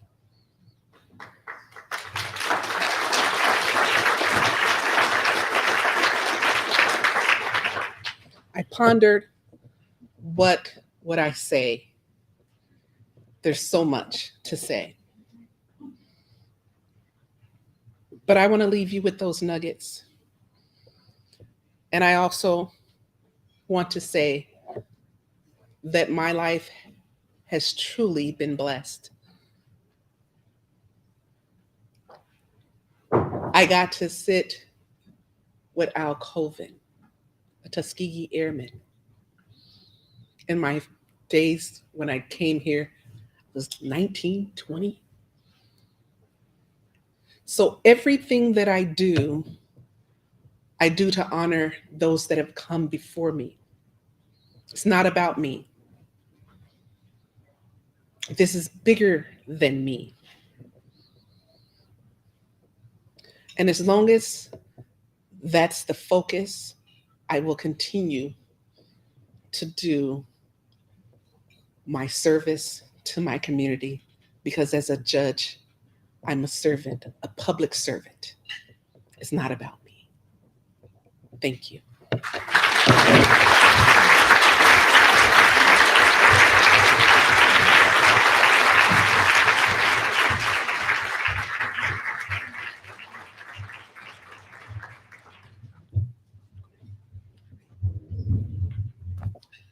right, just want to let y'all know that the silent auction has closed. So if you believe that you were the last person, for each item, just know that our treasurer team is going to come find you and ask you for your money. Thank you. All right. I hope everybody is having a great time. Again, it's just wonderful to see so many beautiful, smiling faces here today. Again, it's been a long time coming, so I'm happy to be here with you, and I'm happy to be able to, have some camaraderie and just break bread with you. So, again, give yourselves a round of applause for just being here tonight. All right, so now we will get into the main attraction here. Miss Katara Johnson-Jones. She's going to be our keynote speaker for tonight. Katara, she has been a speaker trainer for state agencies. She's a veteran, also serves as the Chief Human Resources Officer at the second largest behavioral health organization in Inland Northwest. And with no further ado, Miss Katara Johnson-Jones.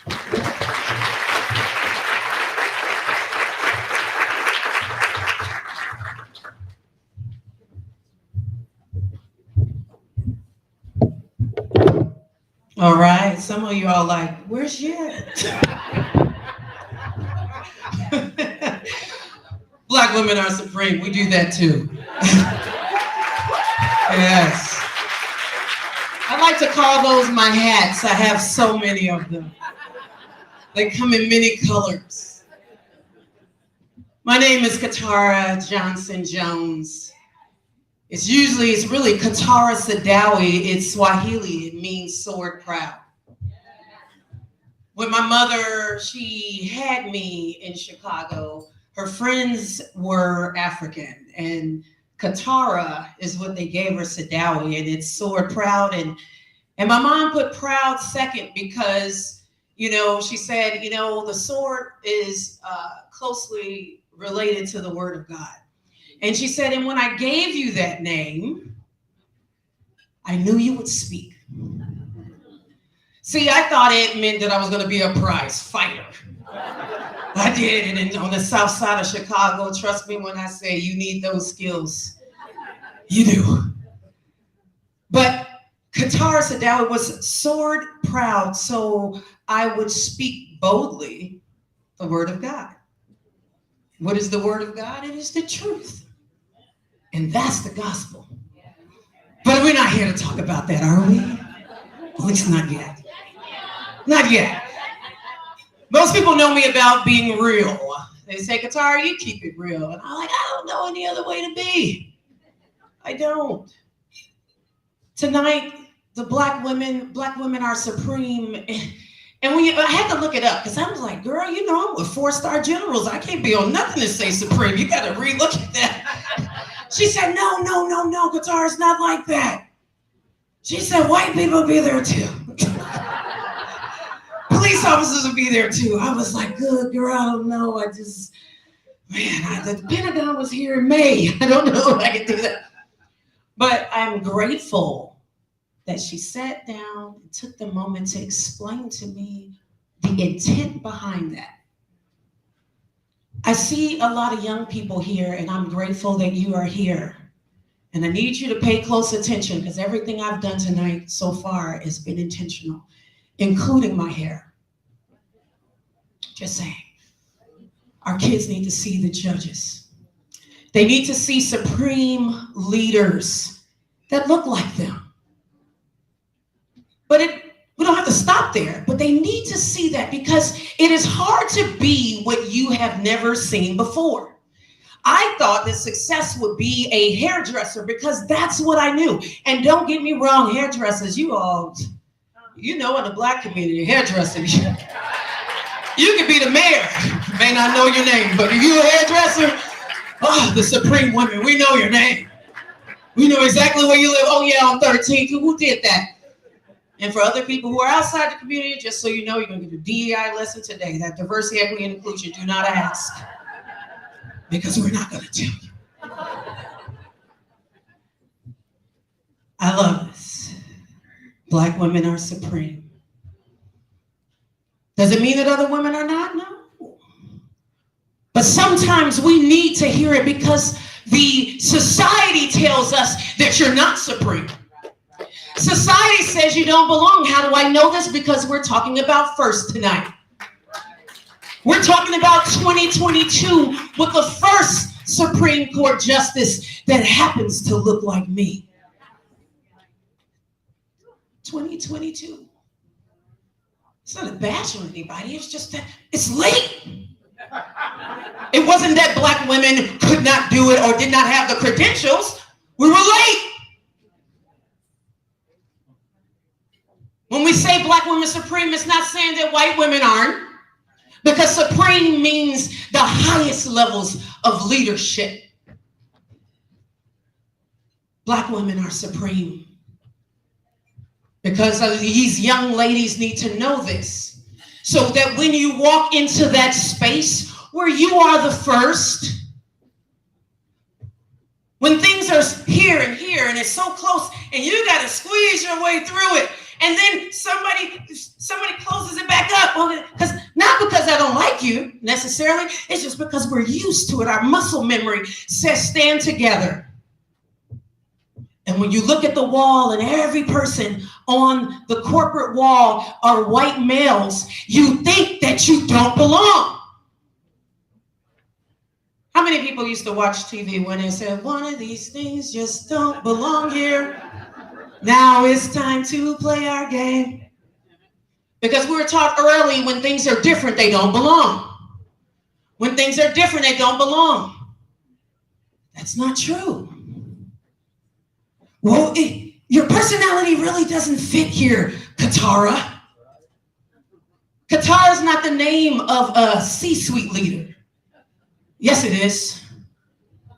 Yes, it is. See, it means something when you look at the corporate wall and the professional hair stops here and it's straight and it swings. And then when you're already set apart, and then you go into the store and even your hair products are segregated. Y'all don't hear me. So people say, don't say this about this group, but the hair products are really segregated. Seriously, go to Walmart, you'll see it. I mean, it's convenient sometimes because I don't have to go through all the other shampoos, but you know, do we really have to segregate the hair products? It's just hair, sometimes. But when we think about black women being supreme, I don't want anybody to feel left out in here. But we have to say this. We have to say it until we believe it. We have to say it until we see it. We have to say it until it is manifested into reality. I had a supreme leader growing up. Her name was Diane Henry. That was my mother. That supreme leader was able to make decisions whether I feed my kids or keep the lights on. See, those type of thought processes helps you to be able to prioritize in different situations. I remember when the economic downturn happened in, was it 2008, 2009? And my department at the community college, I was leading and said, oh, the budget is gone, we don't have a budget. I was like, whew, I was flourishing. And I was like, how? I was like, when you're not used to having anything, you get creative. You give me 4 women with some skills, I tell you, we will make our own budget. Because a supreme leader doesn't need a table for anybody to give it to me, because I'll build my own. How do I know this? Because I believe that it's possible, because I've seen it. My mother had 13 kids: Kanisha, Katara, Lashana, Jamie, Elizabeth, Crystal, James, Naomi, Stephen, Daniel, Tisha, Timothy, and Joseph. She almost had a rap song going down to dinner. Put a beat on that. But for some reason, my mom was a supreme leader. She realized that, you know, there were some times that she was tired, and then a supreme leader thinks. A supreme leader teaches other people how to move forward. See, in Africa, they learned something. They had sent the boys to school to be young men, and they educated them, and they just stayed with the men. But they noticed something. When they sent girls to school, the whole tribe started learning, because they didn't just go in and get a little bit for themselves. They came back and they taught somebody else, and they taught somebody else, and they taught somebody else, and they taught somebody else, because that's what supreme leaders do. So for all of you and you judges, if the kids don't see you, you ain't doing it right. Because I need to see you to know that it's possible, supreme leaders. Yes. See, my mom was a supreme leader, and she said, I have 13 people here. You know what? Kanisha, Katara, LaShawna, Jamie, Elizabeth, Crystal, Jen, Naomi, Stephen, Darren, Tisha, Timothy, and Joseph. Kanisha, you're going to handle this, and Katara, you will handle that. Oh, I had leadership skills so early. See, I'm going to do the dishes, but you know what? I don't want to do the dishes all by myself. Hey, LaShonda. You know what? You're really smart. But if you want to do the dishes, you want to get some food, you want to get some extra candy, I'm going to put in a good word for you, girl. Let me show you how to do that. Isn't it fun? No. Jamie, you come here too. Let's see who can wash the dishes the fastest. Oh, no. My sister and I used to coach some good things, and we would cheer our teams on as they finished the job, and we were not exhausted. My mother, we lived in this house on the south side of Chicago. My mom wanted a house. Now I'm telling you, we got the house. We didn't live in the projects, but we had a house. But I don't know if we were supposed to be living in the house. I remember we didn't have a front door lock. We had a stick that was at the bottom of the door, and it went up to the 4th step, and we slid it down, and that's how we locked the door. There was times that it would rain, and it would rain from the outside, and it would rain through the roof, and it would leak all the way through the house. And we would have the little buckets and pots and pans filling up and catching this water. I remember the doors wasn't even on the hinges. I remember the dry rotted steps that one day actually collapsed when the mailman came. And it was so funny because when the porch and stuff collapsed, he would walk around and he'd stand up and he'd knock on the door, just kind of. My mom was a praying woman. You know, my mama prayed. I'm telling you, she would pray, and sometimes I'll just hear her singing. I would just hear her sing. I'm pressing on the upward way. New heights I'm gaining every day. Lord, still I pray as heavenward bound. I don't need no record deal, but I'm just saying, I would hear her. All y'all young people that don't want to hear your mom, I'm telling you, I used to be that way too. And I'm telling you, my mama just left. Now when my mama picked up that phone, I'm so grateful. I'm so grateful. Because I know what supreme leaders do. They sacrifice. They sacrifice. Oh no, I'm not hungry. Go ahead, baby, eat that. My mom would pray and teach us how to pray. You don't understand what it feels like to pray for just a pack of paper. Only to go to school for my teacher to say, oh my gosh, this paper. She didn't know that I had to use syrup. Honey, that does not work. It doesn't hold newspaper articles. It was called current events. It doesn't work. My mom said, well, use the flour and the water. That ain't nothing but paste. It is not paste, Mom. It did not stick. It was times we were going on a field trip, and you know, they could get the little lunch. My mom would get, one time she gave us the hot dog, and it was cold, and I'm like, what are you doing? She said, it's not hot dog ain't nothing but bologna rolled up. For the longest time, I thought the hot dog was nothing but bologna rolled up. You know what? It's perspective. Supreme leaders have to have the view, you know. You have to be able to see what's not there. You have to be able to see what's not there. You have to.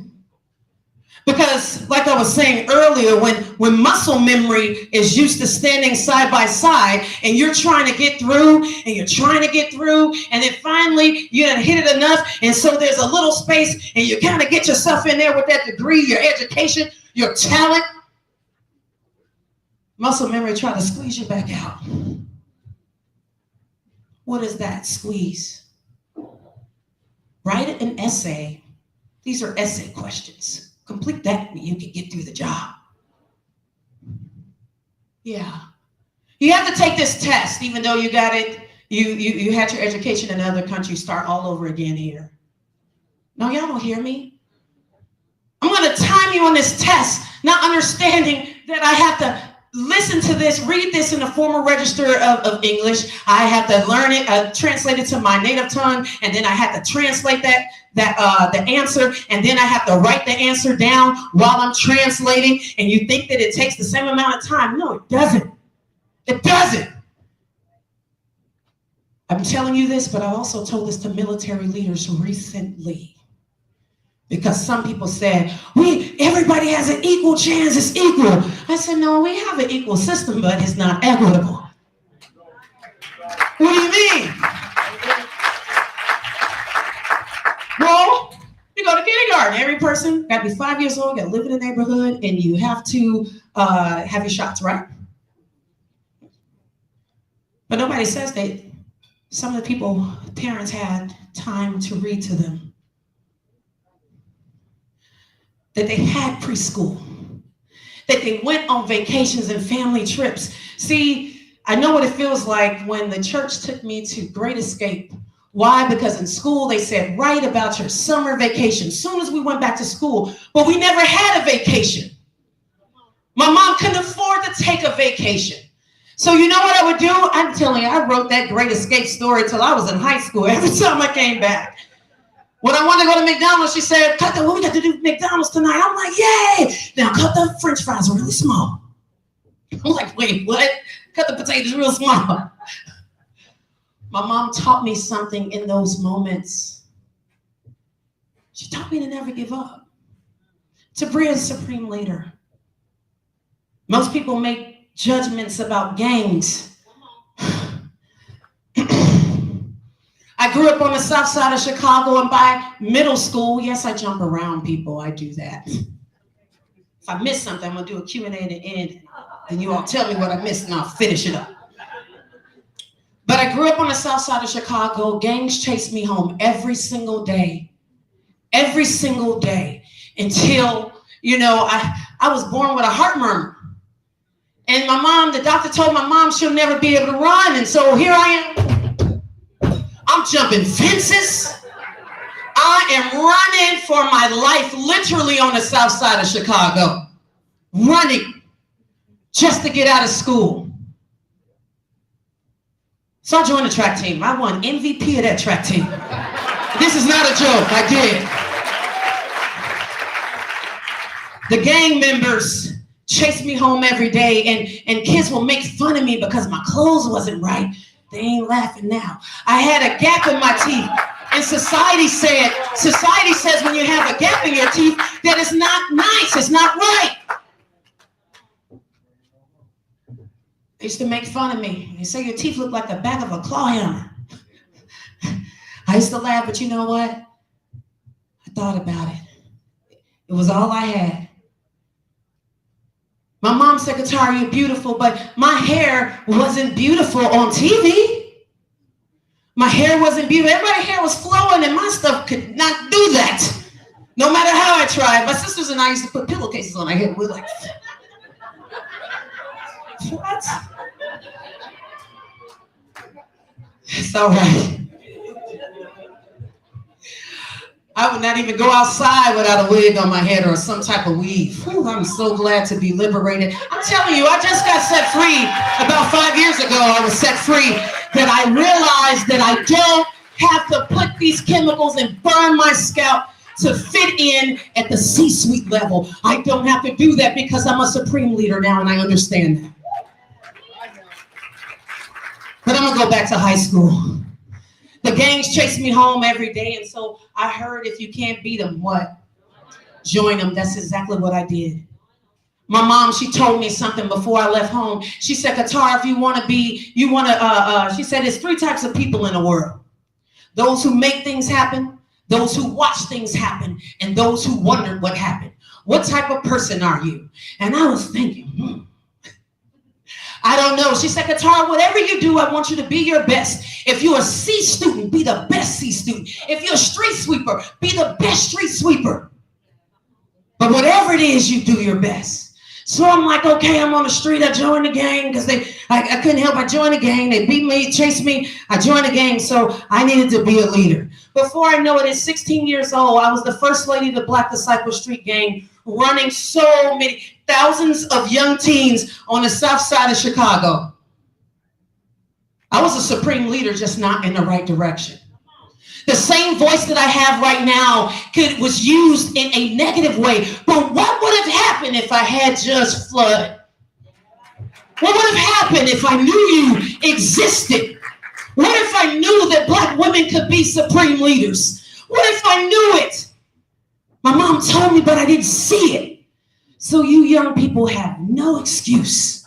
You see it. And if you don't see it, be it. If you don't see it, be it. I am telling you that it's possible. Why? Because here I am at this point. Most of the gang members dropped out of school, but I wasn't dropping out of school. I told the gang members, I don't know what you're doing, but I got to go to school. And how you gonna be a gangster if you ain't in school? We got to know what we're doing. Got to know the math, right? Yes, Qatar had all the Black disciples right up at the school. I said, what if the other gang take over? What are we gonna do? They was like, right. I said, we got to protect it. There I was in school. Get my math, double period math class. College preparatory math program. I was the only gangster on student government and in the band. Yeah, I'm serious. I graduated from Inglewood High School. 620 freshmen started with me. Only 114 graduated. Those aren't statistics. They're sad. They're sad, but we allow this to happen in America. And then I watch television and something happens in another country and everybody pours out. And I'm like, oh my goodness. When people say Black Lives Matter, you're offended. But we're trying to show you it does. But you don't see it. I'm not talking about an organization. I'm talking about these young people. That's what I'm talking about.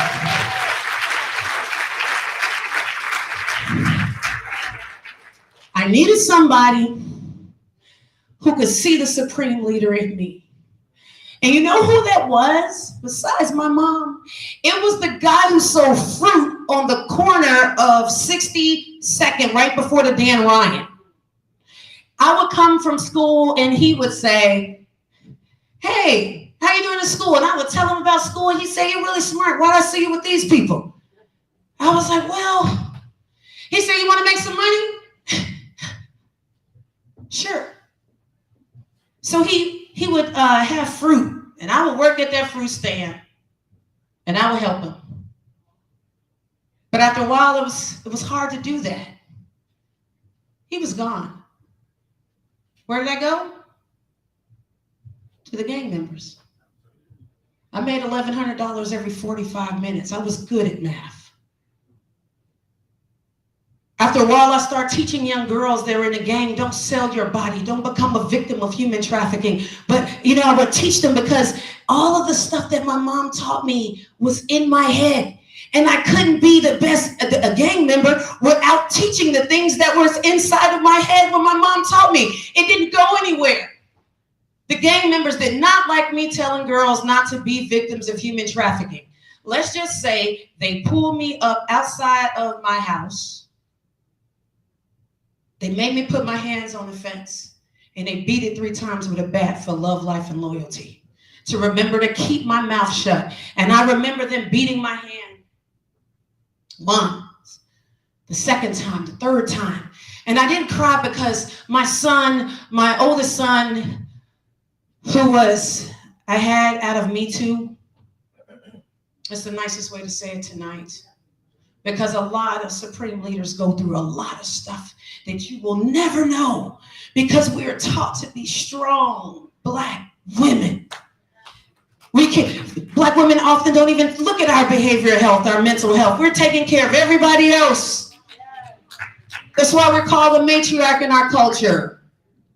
The moms hold it down and they beat my hand with a bat, and I'm out here on the street. They won't take me to the hospital. And I was like, they said, why she ain't crying, man? She thug, she gangster. It wasn't that. It was my 18-month-old son was looking at me out the window. I didn't want him to know that that was happening to me. I kept going to school, My right hand, was broken, and I was too gangster to go to physical therapy. So now I'm serious. I'm 44, and my finger don't even go up. I was like, God is so, he has a sense of humor. I can't even be in a gang because I can't even put my fingers up to be a part of it. He was like, you're not going back there. I'm going to make sure. Afterwards, I said, I want to change my life. I want to go somewhere else. But I couldn't. Because where was mommy getting the money from to get us to a new house? She had 13 kids. I could either keep selling drugs to get this money, or I could sell my body. I didn't want to do that. I wanted to go to school. It just didn't seem like there were any options. But my mom taught me how to pray. I didn't know how I was going to get out of the gang, but I kept going because in Chicago, the only way out is to die out. But the gangsters do respect religion. If you say you gave your life to God, they better not catch you on the street no more, or they'll kill you. And that's not a joke. And I remember wanting to get out, and I was walking down the street one day, and this young lady had, her name was Carol. She was walking with me. She too was 16. She had a baby when she was 12. Her mom was on drugs. And she was walking down the street. She was selling aspirin, and they were about to kill her for selling aspirin because I became the first lady of the Black Disciples, and they told me to beat up my best friend who helped me survive all that time on the street. I didn't want to do it. Carol, I told her to stay out of the neighborhood. She didn't stay out. I'm talking to all of y'all, but I'm also talking to you young people. So I can tell you at the same time to make good decisions. But just because you make a bad one doesn't mean that you have to be stuck in it. Carol, I told Carol, stay down. All the girls went to go jump on Carol. I told her to stay down. And she said, KT, my heart don't pump no Kool-Aid. Let me up. And I was like, that meant she wasn't afraid. And I was like, girl. My mom in my head again, girls better be a live coward than a dead hero. Stay down. My mom was like Rice Krispies. There's always wise little things always coming out. They never came out in the same place, but they were all wise, They made sense later. Carol, I did the only thing I could think to do, and I said, Fred! That meant the police were coming. Everybody took off running. And they was like, no, it's not. And I'm like, oh. By this time, Carol had grabbed a bottle, and she took off running, and all the girls turned her back, and we were all dressed alike. And out of all the people to stab out there, who did she stab? Me. That's where this line came from. And then the girls were taught to die for me, so they went to pull her off. And when they did, the bottle stuck here. So over here, all these holes, these was where the blood was. And they pulled her off, blood squirting everywhere. And I took my shirt off right on the street, and I put it on my neck, and I'm starting to shake. I'm like, will you give me a ride to the hospital? And the same gangsters that was there said, folks, you ain't gonna be bleeding in my leg. My life wasn't as valuable as the interior of their car. And it was in that moment when they were taking me to the hospital. You see this room? This is kind of like the emergency room in Chicago. Unless you're bleeding with gunshot wounds and stuff, you're really not seen. And I was stabbed. And I'm sitting here, and they tried to call my mom, and I was like, I don't want her down here. That supreme leader, you all need to get a supreme leader, because the supreme leader is going to tell you the truth. A supreme leader is going to be honest, and you might not like it at first, but you know it's right. That's what a supreme leader will do. And just because some of you may not be what the world considers a supreme leader, you have generations that you can be teach and bring out supreme leaders that will be you in that space. Because everything you tell these young people, trust me, they hear it. They're like the network on Verizon commercials. You talk to them, they have a whole network. And believe it or not, the words come out of their mouths later. But I thought that was the end. They called my mom up there. I didn't know it was because I was dying. I'd lost so much blood. And I didn't, first, excuse me, they didn't get me in there. My mom was a praying supreme leader, so I said, Mom, just get me out of here. I'm not gonna die up in this waiting room. Just take me to go get some peroxide. Because I was 16 and smart and leading thousands of people. I said, take me to get some peroxide. I had no money on me. I'm bleeding. And my mom, her tears are just filled in the wells of her eyes. She takes me over there to the gas station, but she only has food stamps. So we have to break the food stamps because we have to go each time to go buy a chip. And so I'm just thinking as I'm dying here that my mother, my family is not going to eat the rest of this month because of me making a bad decision. My mama prayed, so we finally got that little thing of peroxide, and she said, I said, Mommy, I'm going to go home and I'm going to lay down and I'm going to call you in the morning. My mom gave me this look, and she knew I wasn't going to listen to her at first. And she said, okay. She said, but I tell you what, let me pray real quick.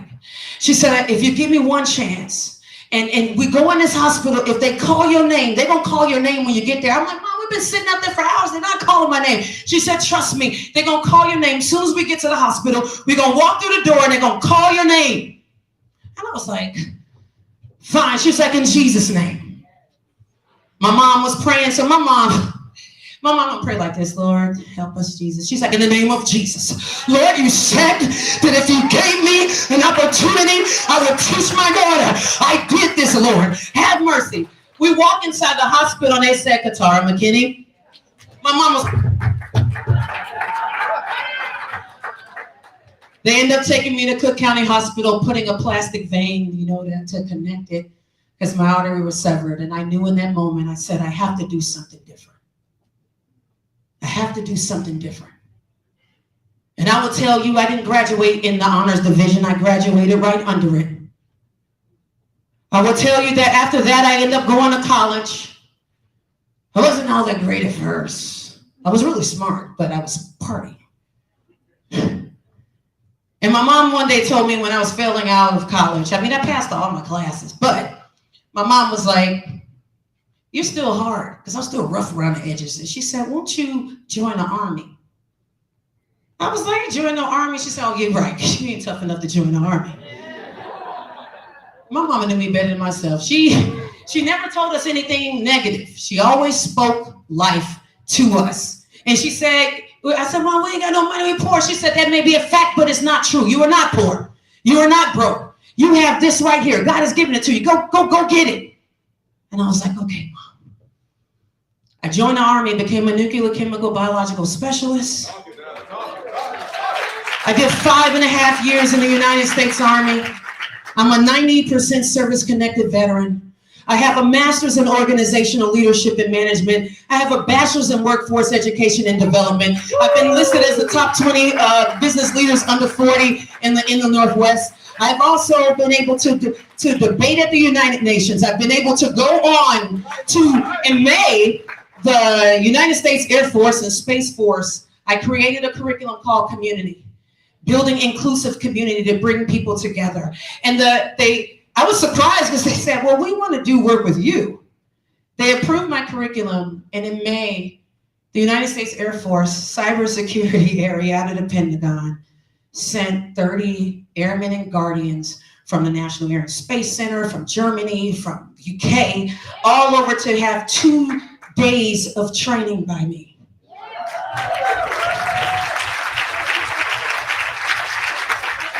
I sit at tables as an AMC civic leader today.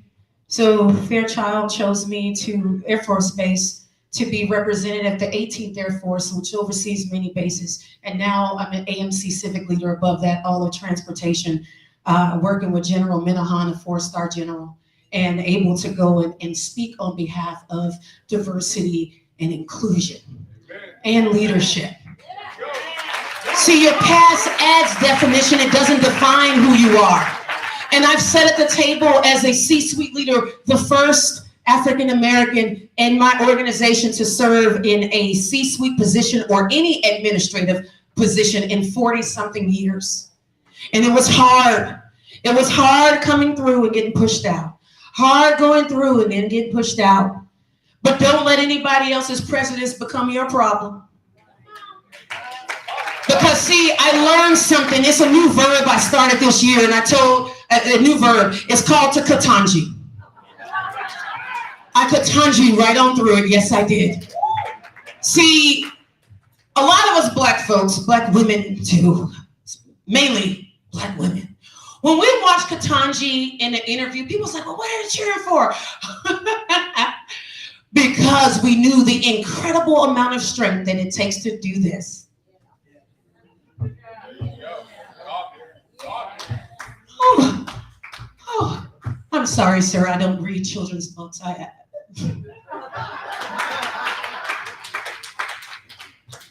I know some of the times when I looked at the questions that were being asked and she was responding, I was like, whoo, you earned that, girl. You earned that, because by then, I don't know if I could have katanji'd in that moment. But I've learned to katanji. I used to utilize my professional voice like this, but now I've found my own.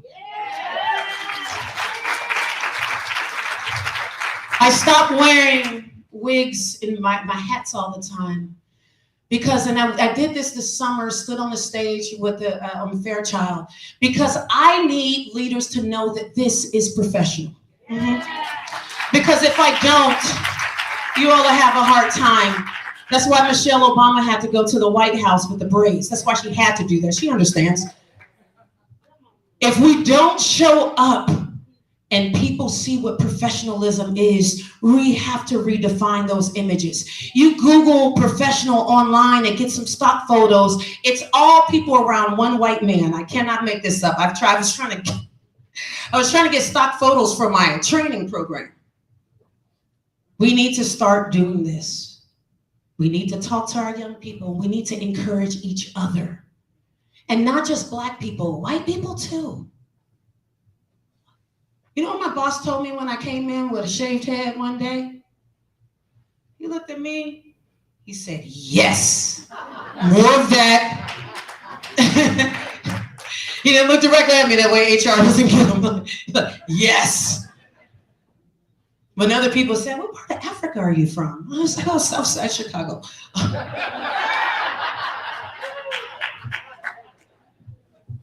Black women are supreme. Black women are leaders.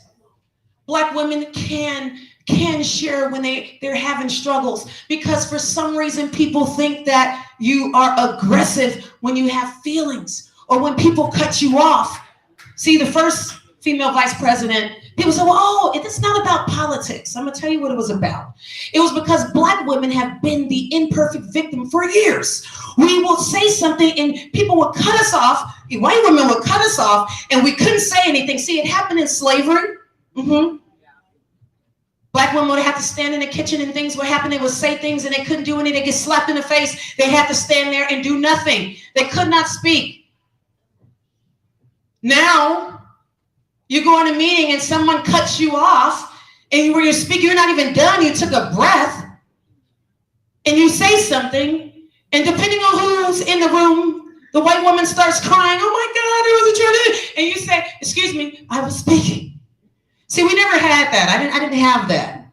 I never was empowered to set professional boundaries for myself, right? And then Kamala gets on the debate and then she gets interrupted and she says, I was speaking. I was speaking. And I was speaking became I am speaking. And you don't have to like it, but I'm a katanji right on through it. I am speaking. And you know what happens when the tears come in there? They say, you should be the bigger person. What? You should be the bigger person. Listen, and this is why a lot of Black women have a lot of behavioral health issues, because we can't even speak, because you become the angry Black woman for just setting boundaries. But set them anyway. Set them anyway. And when I did that, I'm speaking. That's what I saw. I said, oh, that's the language to say. I'm speaking. Change things. I'm just not here about politics. It's talking about having examples of people in leadership that look like you, so that you know that you can do it too, that you know that you can have freedom to be able to set boundaries. That's what it's about, being a supreme leader. And all of a sudden, the tears become oppressive, because of those tears, I can no longer speak. There's some supreme leaders that have not even figured that out yet, that they can do that. So, to all my white allies inside of the room, when you see somebody cut a Black woman off or Black man off, I need you to step up, and I need you to say, she was speaking. Until they're comfortable, I need you to say, she was speaking. She was speaking. Yeah. And as I get ready to wrap things up, I want to tell you all how to be a supreme leader. Because it's hard. It's definitely hard being the first, but it's hard being a supreme leader. I'm not here to tell you how empowered you are. I'm telling you that it is hard. I don't care who you are. If you want to get in a C-suite spot or a leadership spot, you can leave where you are. But if you want to go inside of some of the corporate places, you're going to have to learn how hard it is to Katanji. But first, I'm going to leave you with a couple of tips. One, find out what you're most passionate about. Don't Google it. Don't look at anybody else. What are you most passionate about? Find the biggest problem in the world that you cannot stand and you want to fix. Find your passion, because that's what you're going to change. Then the next thing I want you to do is research.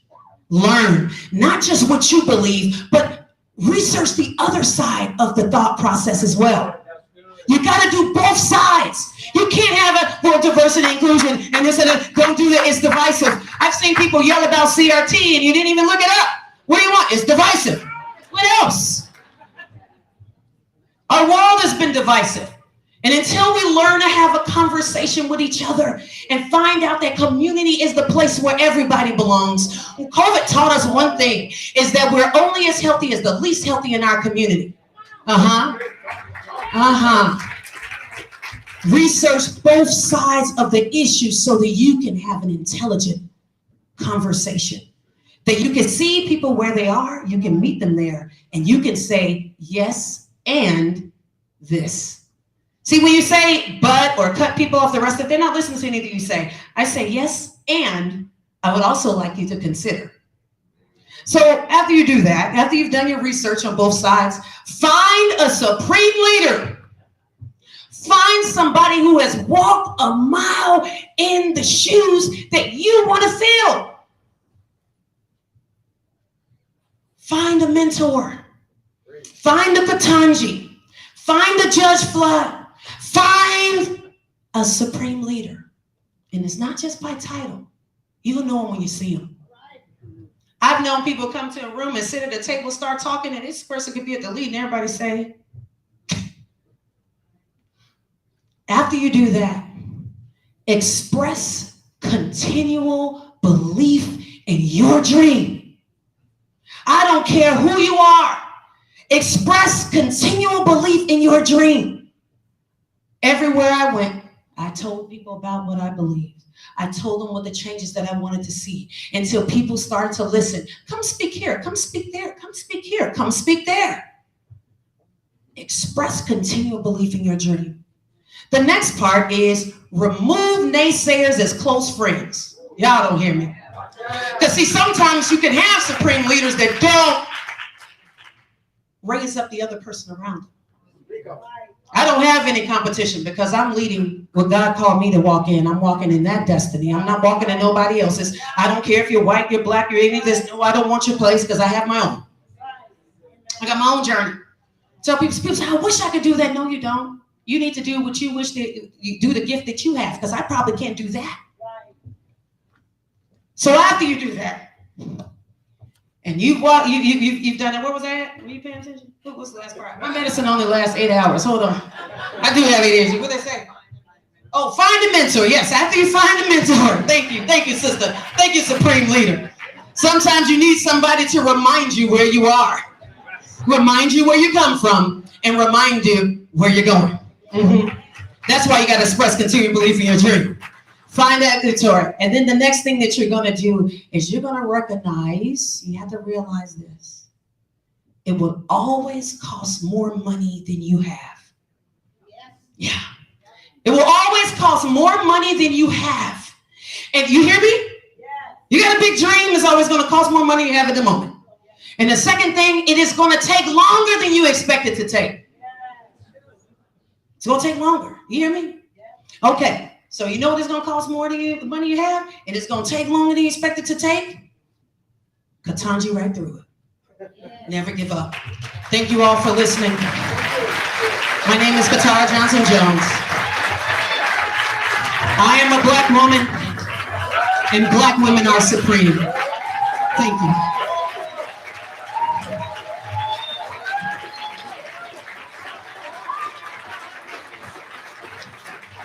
Y'all gonna make me cry. Wait. Can you pass me my phone? My daughter needs to see this. Hold on. Can you give me that? See, I bring my daughter because she needs to understand what a supreme leader looks like. If you don't have anybody watching, you're not doing it right. All right, here we go. All right. With that being said, give it up, girl.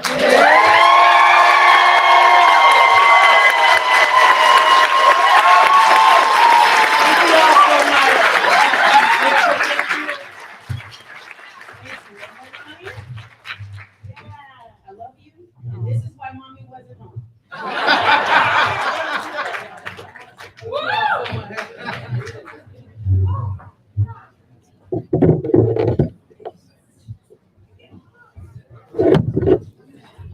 Wow. Hold on. Wow. You know what? I think she deserves another round of applause. Let's give her.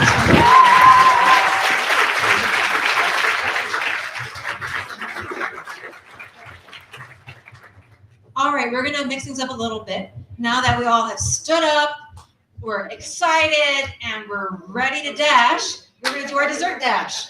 And so hopefully y'all know what desserts you want. But one thing I want to say is that I really want to thank you all. This dessert dash, because of you, we've raised $3,808. So let's give you all a round of applause for that. That is, you all love your desserts. So with that, what I'm going to do is I'm going to have the tables. I'm going to give the table numbers and make sure you have someone who's ready to dash. This is going to go pretty quickly. So please take the dessert that you want and the cutter, and we'll make sure that you all get some plates. All right, are you ready? Okay. Unfortunately, we're not first for Chandra. I'm sorry. All right, first table. Table number 5 at $725. Then we've got table 10 at $610. Then we've got table 15. These multiples of 5 at $485. Table 8, $400. Table 9 at $360. And then table number 1 with $320. All right, Judge, I'll give you a break. Ready? All right. Go. After that, table 6 at $240. And my favorite table, table 3 at $190. All right now. Lucky table 13 at $135. Table number 2 at $122. All right, let's dash. Table number 4 for $100. All right, table number 14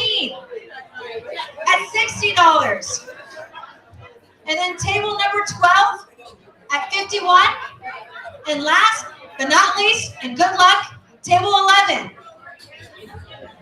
All right. All right. Don't keep going dashing. All right, now let's get them desserts, everybody.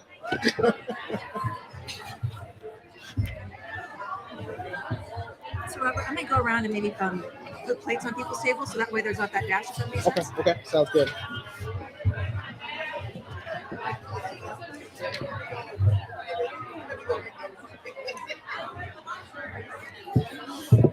Okay, once everybody gets your desserts and gets some plates and gets seated, we're going to jump right into the awards part of this program here. So get your sweets, get your forks, dig in.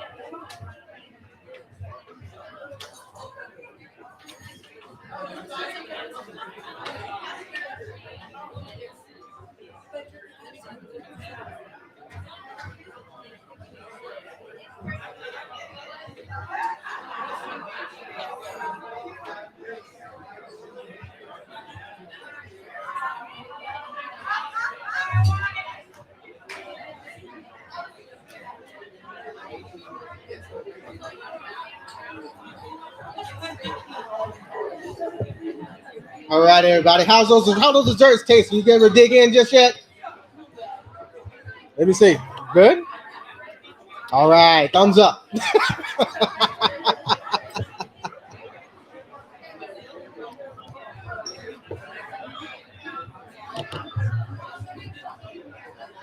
Judge Flood.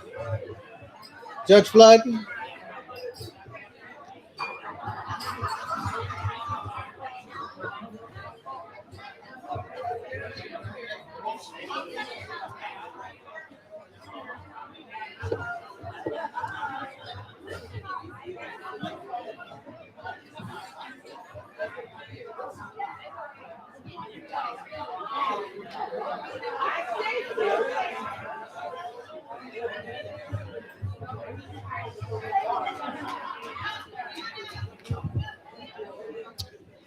All right, so we're going to move right into, in the interest of time, just move right into our community service awardees.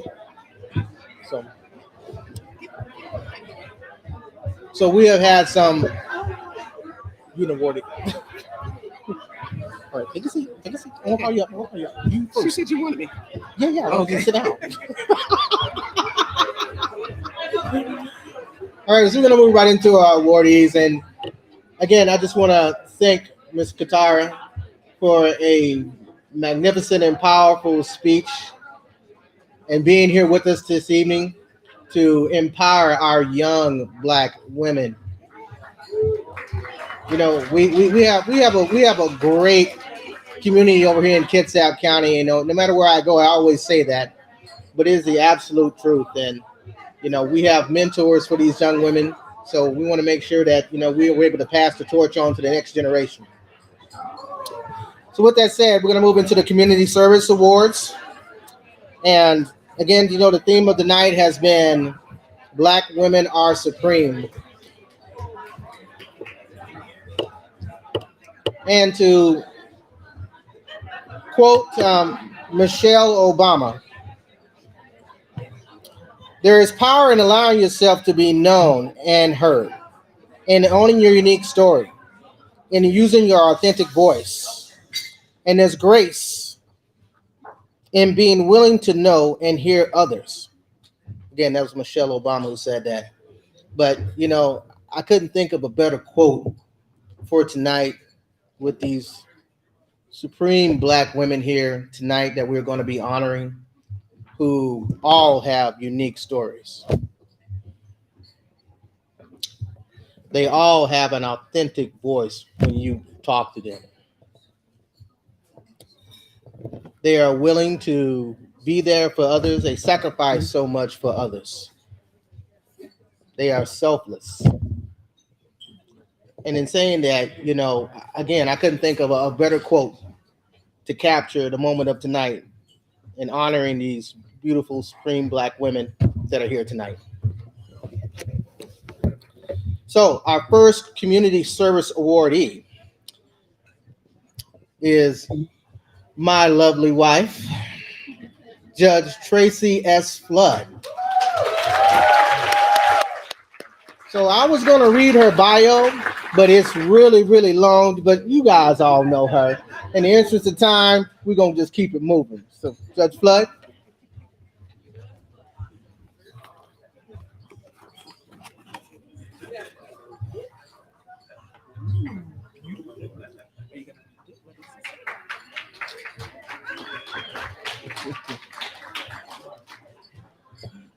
This award reads, the NAACP Bremerton Community Service Award honoring Judge Tracy S. Flood, Bremerton Municipal Court Judge, in grateful appreciation for years of outstanding service and commitment to the community, September 10th, 2022.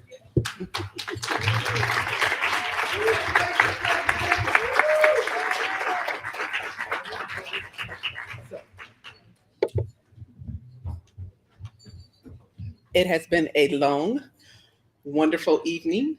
So I will say thank you. I appreciate it, and we're going to keep it moving. Thank you.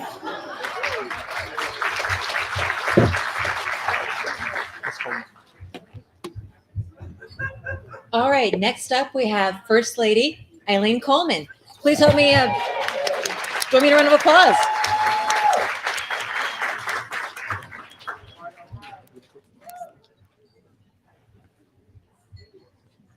Want to say a few words? I like Tracy. I'm just going to keep it short. I just thank the NAACP for thinking of me. Maybe I'm not going to keep it too short, because when my husband said, because he kind of mentioned it in passing, that I was getting an award, I said, who? Me? I said, what did they give me an award for? But I appreciate you thinking about me. I hear you. I hear you. I hopefully I don't have to katana anybody, but I hear you. I hear you. And I appreciate this. And it just means a lot that you thought about me. You know, I've been here a while. I've been in this community a while. Seems like I've done a lot of things in my church and in the community, but I appreciate it. And I thank you. Thank you.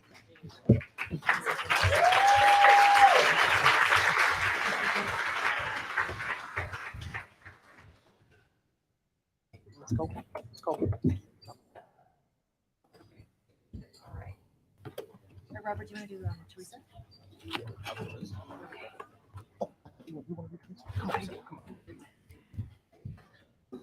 Yes.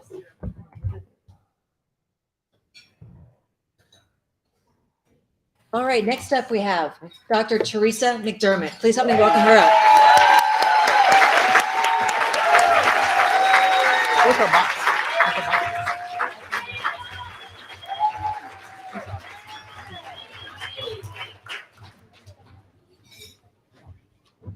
Where, over here? No, Want to say a couple words? Oh, you want me to speak first, huh? Well, we're going to present you your award first. Okay. You go, Dr. McDermott. Thank you. All right. Floor is yours. Okay. All right.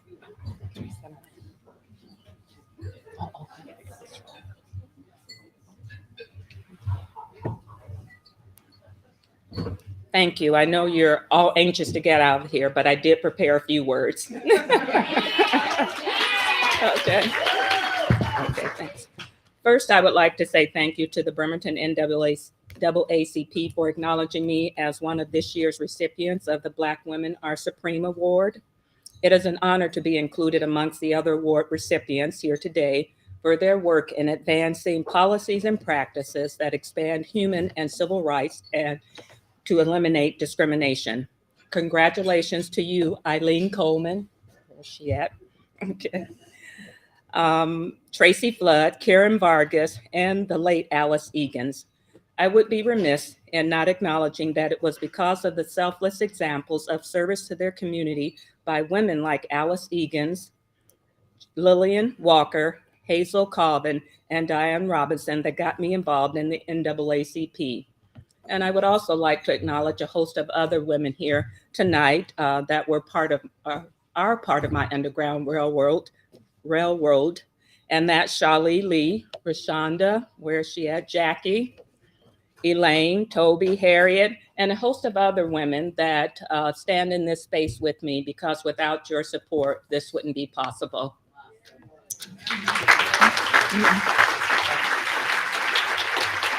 I want you to know that I'm humbled and grateful throughout my years to have had numerous opportunities to serve in positions, as Mary McLeod Bethune would have said, that were not for myself, but for others. For me, that has been working in higher education for 30 years. I truly believe that a commitment to excellence in education is linked to a strong and healthy community. Next, I would like to say thank you to my family. First, my husband, Irvin. Words cannot express my gratitude for your love and support over the years.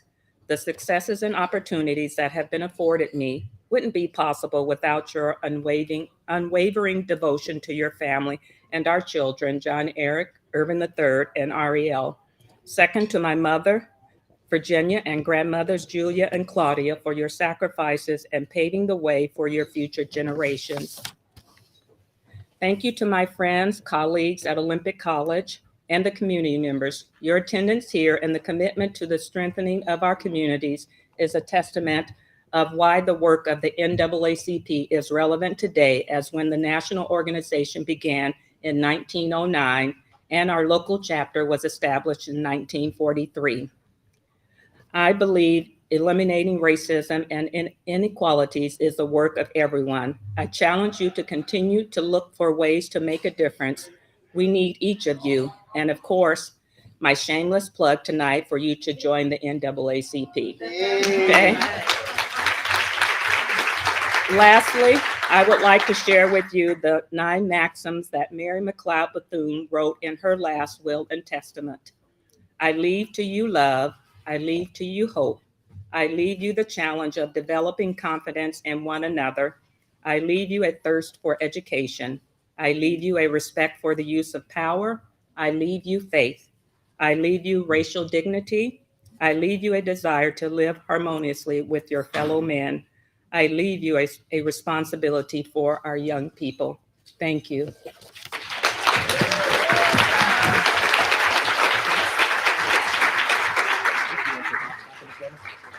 Dr. McKernan.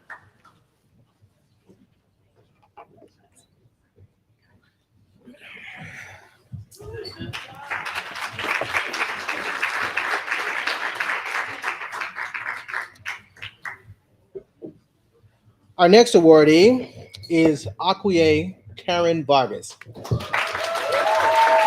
So as Miss Vargas makes her way up here, yeah, let's give her a big round of applause. When I first met her, the passion that she has for the community and the youth in the community just was amazing. You know, and every time I've had conversations with Karen, it has been about the community. It's been about the children in the community and how can we help these kids in the community? How can we help them be better? You know, nothing about herself. I can't remember one conversation I've had where she has said something about her. Even when she was getting this award, she was like, "Oh no, you ain't got to honor me." I said, "Absolutely, I have to." I said, "You know, if you don't want it, I'm still gonna give it to you anyway." But with no further ado, Miss Akwie Karen Vargas. If you will.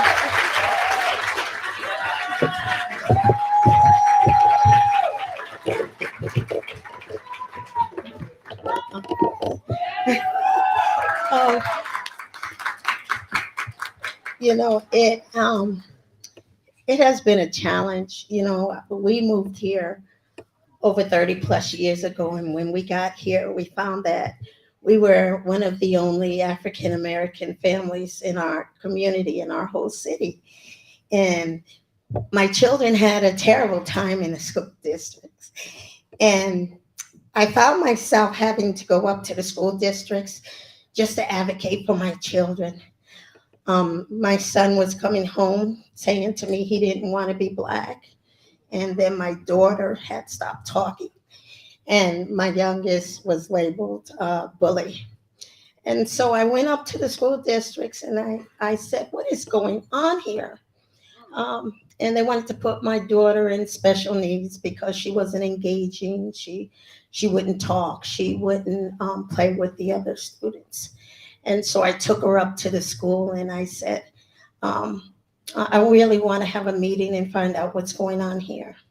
And when I went into the meeting where they were doing her evaluation, I saw my daughter do something that that just troubled me. I saw her cringe. I saw her withdraw. And I looked over to her and I said, Kayla, what is going on?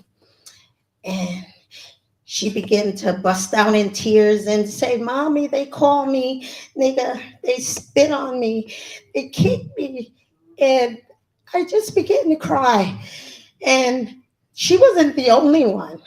She wasn't the only one that was experiencing being in a predominant European community, that they were the only ones in their classroom, the only ones in their community, only ones on the playground. And so I began to advocate for my children, but not only for my children. I began to rally all the rest of the students of color. And I began to instill in them the importance of being comfortable in their own skin and being able to speak for themselves and lift up their own voices and be able to speak out when something was being done wrong to them. And so I never went out just to say I'm an advocate or anything. It was a response to some traumatic things that were going on within our communities and within our school districts. And so over the last 30 plus years, I have had the awesome opportunity to work with our Living Life Leadership students. Students, could you please stand?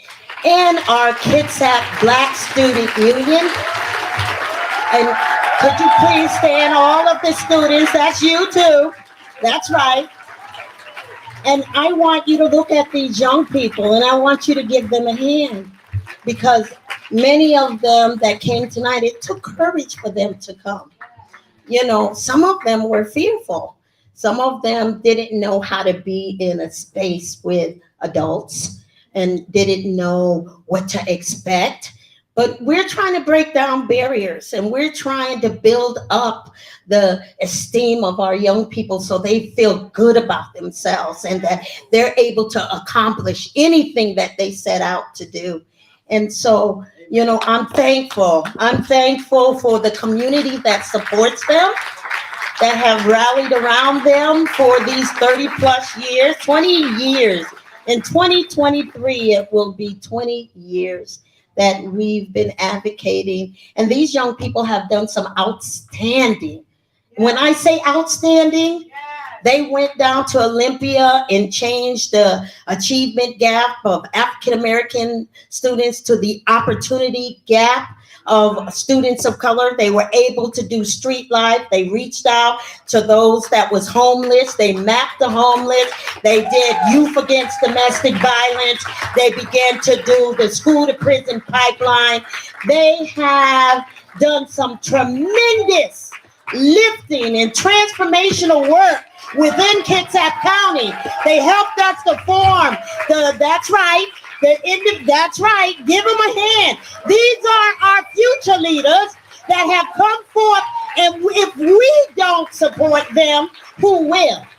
And so I don't receive this award on my own. This award belongs to our young people that have transformed our community in such a way that they are life-giving. And when I say life-giving, that's why we do Living Life Leadership, because we have to empower them to transform lives. And they have made the difference. And I just commend you all of our young people tonight for all the work that you have done over the years. Thank you.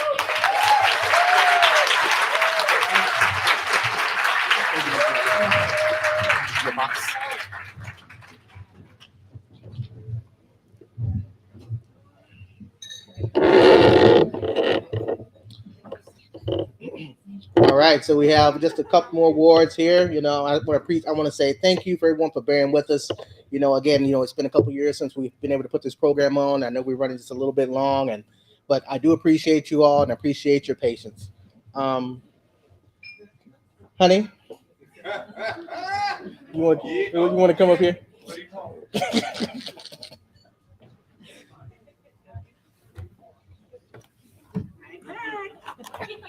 I tried to leave. This is for Cara. Okay. Come on. So the long-standing tradition of the NAACP is to always honor those that grace us with their presence and give of their time and energy to come out and be our keynote speaker. So at this juncture of our program, I'm going to have Ms. Katara to come up. And we just want to present you with a plaque that we give to our speakers to honor them and to show them our appreciation and to let you know.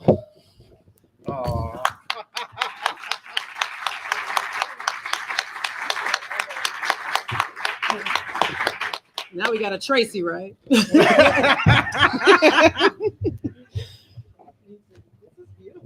So this is an appreciation for, again, she's been away from her family. Everything that we do here at the NAACP is volunteer. None of these positions are paid. So in order to do the work that we do, we have a handful of volunteers.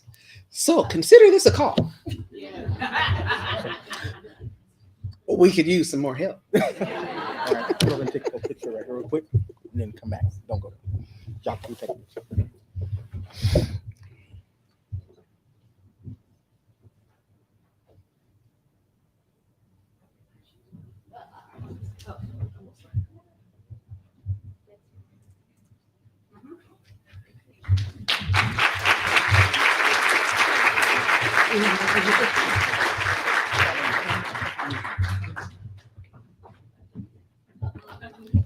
Not done just yet. Not done just yet.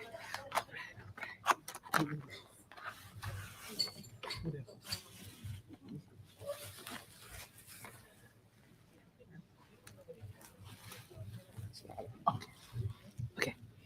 So, this last award, but not least award, goes to someone who touched my life every time that I had a chance to speak with her. Always greeted me with a kiss on the cheek, a hug, says, "Baby, how you doing?" Even if she wasn't doing well, that was the conversation. Every conversation I had with her always started that way. And, when she transitioned, I never really had a chance to say goodbye, So it was on my heart to present her with an award of appreciation for all that she meant, not only just to me, but to everybody in this community. When me and my wife and I got married, sang at our wedding. Wasn't on the agenda, but when you see an angel start to sing, what you gonna do? You step back and you let her do her thing. So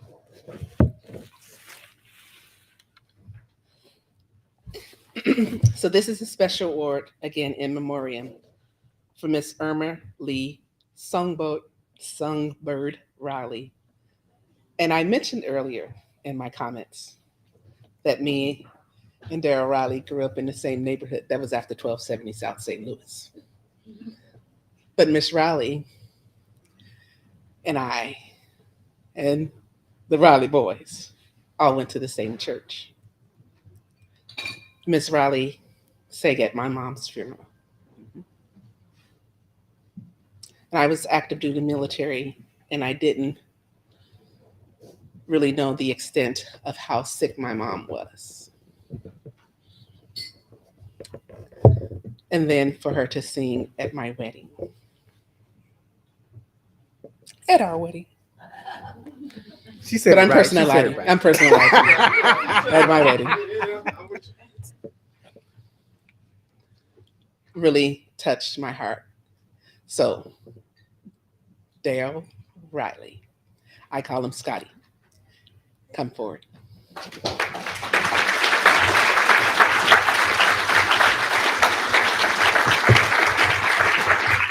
We present her family with this award in loving memory of all that she meant to our community, family members, and friends.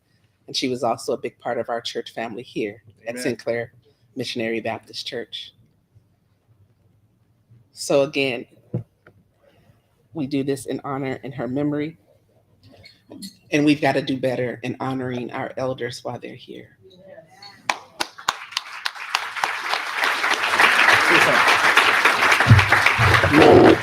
Thank you, Tracy. Thank you, NAACP, Robert. I appreciate this so much. You know, my mom and I, we had a tough relationship, but I was able to learn who she was as a woman. You know, and my brother and I still talk about her all the time. And I ain't gonna talk too much. I'm just gonna leave y'all what she would say. She would say, "Thank you for this award." She would say, "Thank the Lord, bless the cook, and have mercy on the dishwasher."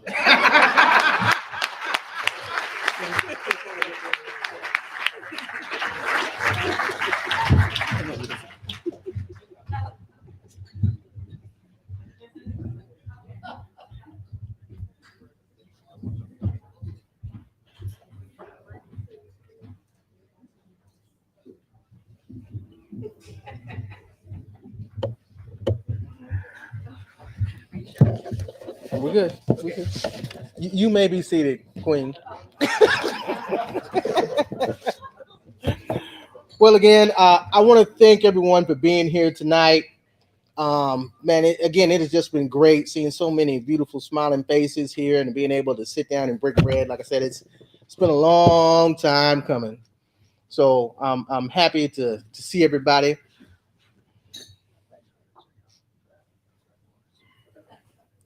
Oh, okay, all right. He just telling me to make sure that y'all that pay with your credit card, make sure you check out before you leave. You know. Okay. Well, again, I want to thank everybody for being here tonight. I hope everyone had a wonderful time. Everybody looked beautiful. Give yourselves a round of applause. And we'll be doing this. We'll be doing this again next year. So we'll be looking for a fun-filled banquet. With lots of faces here and lots of camaraderie and great food and networking and all of those things. And before I close out, Ms. Goodrich, did you want to say a few words? No.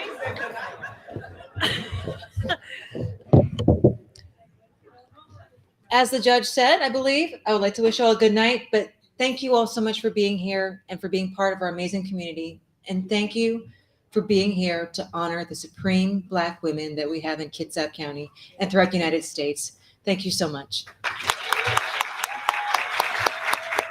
All right, so one few final comments. I just want to make sure we acknowledge that Mr. Warwan from the Conduit to here was to record everything. We appreciate his time. Again, thank you for all the staff and all the support teams. Miss Christina Rourke for being our photographer for tonight. I always joke with my wife saying, "Where's Christina at today? I got to catch up with her." But again, thank you all for being here tonight. Again, I appreciate your patience. Hopefully next year we'll be able to streamline the program just a little bit more. But again, thank you for being here and have a good night. I hope you guys enjoyed the desserts and enjoyed the program. All right, everyone, back to the blues. The NAA And award recipients, please come forward so we can take a group photo. 1134 79th Annual Freedom Banquet. Definitely a powerful event. As you can see, people were very moved Hey, we're by expecting that the way. event. Really good there.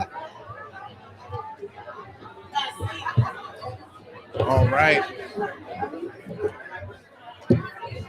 So this was definitely a powerful event. Definitely something for women to be super appreciative, as this was the supreme woman. If you made any bids on the silent auction items, So very, very powerful event. Great speakers, tremendous evening.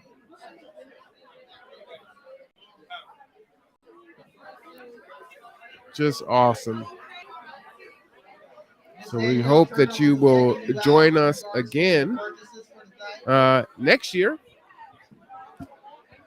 I am your host, Marwan Cameron, for all the entire team, Keyshawn, Brandon, and Rob. This is the Conduit Podcast Network. We will see you next time. All right, everyone. Thank you so much. again, please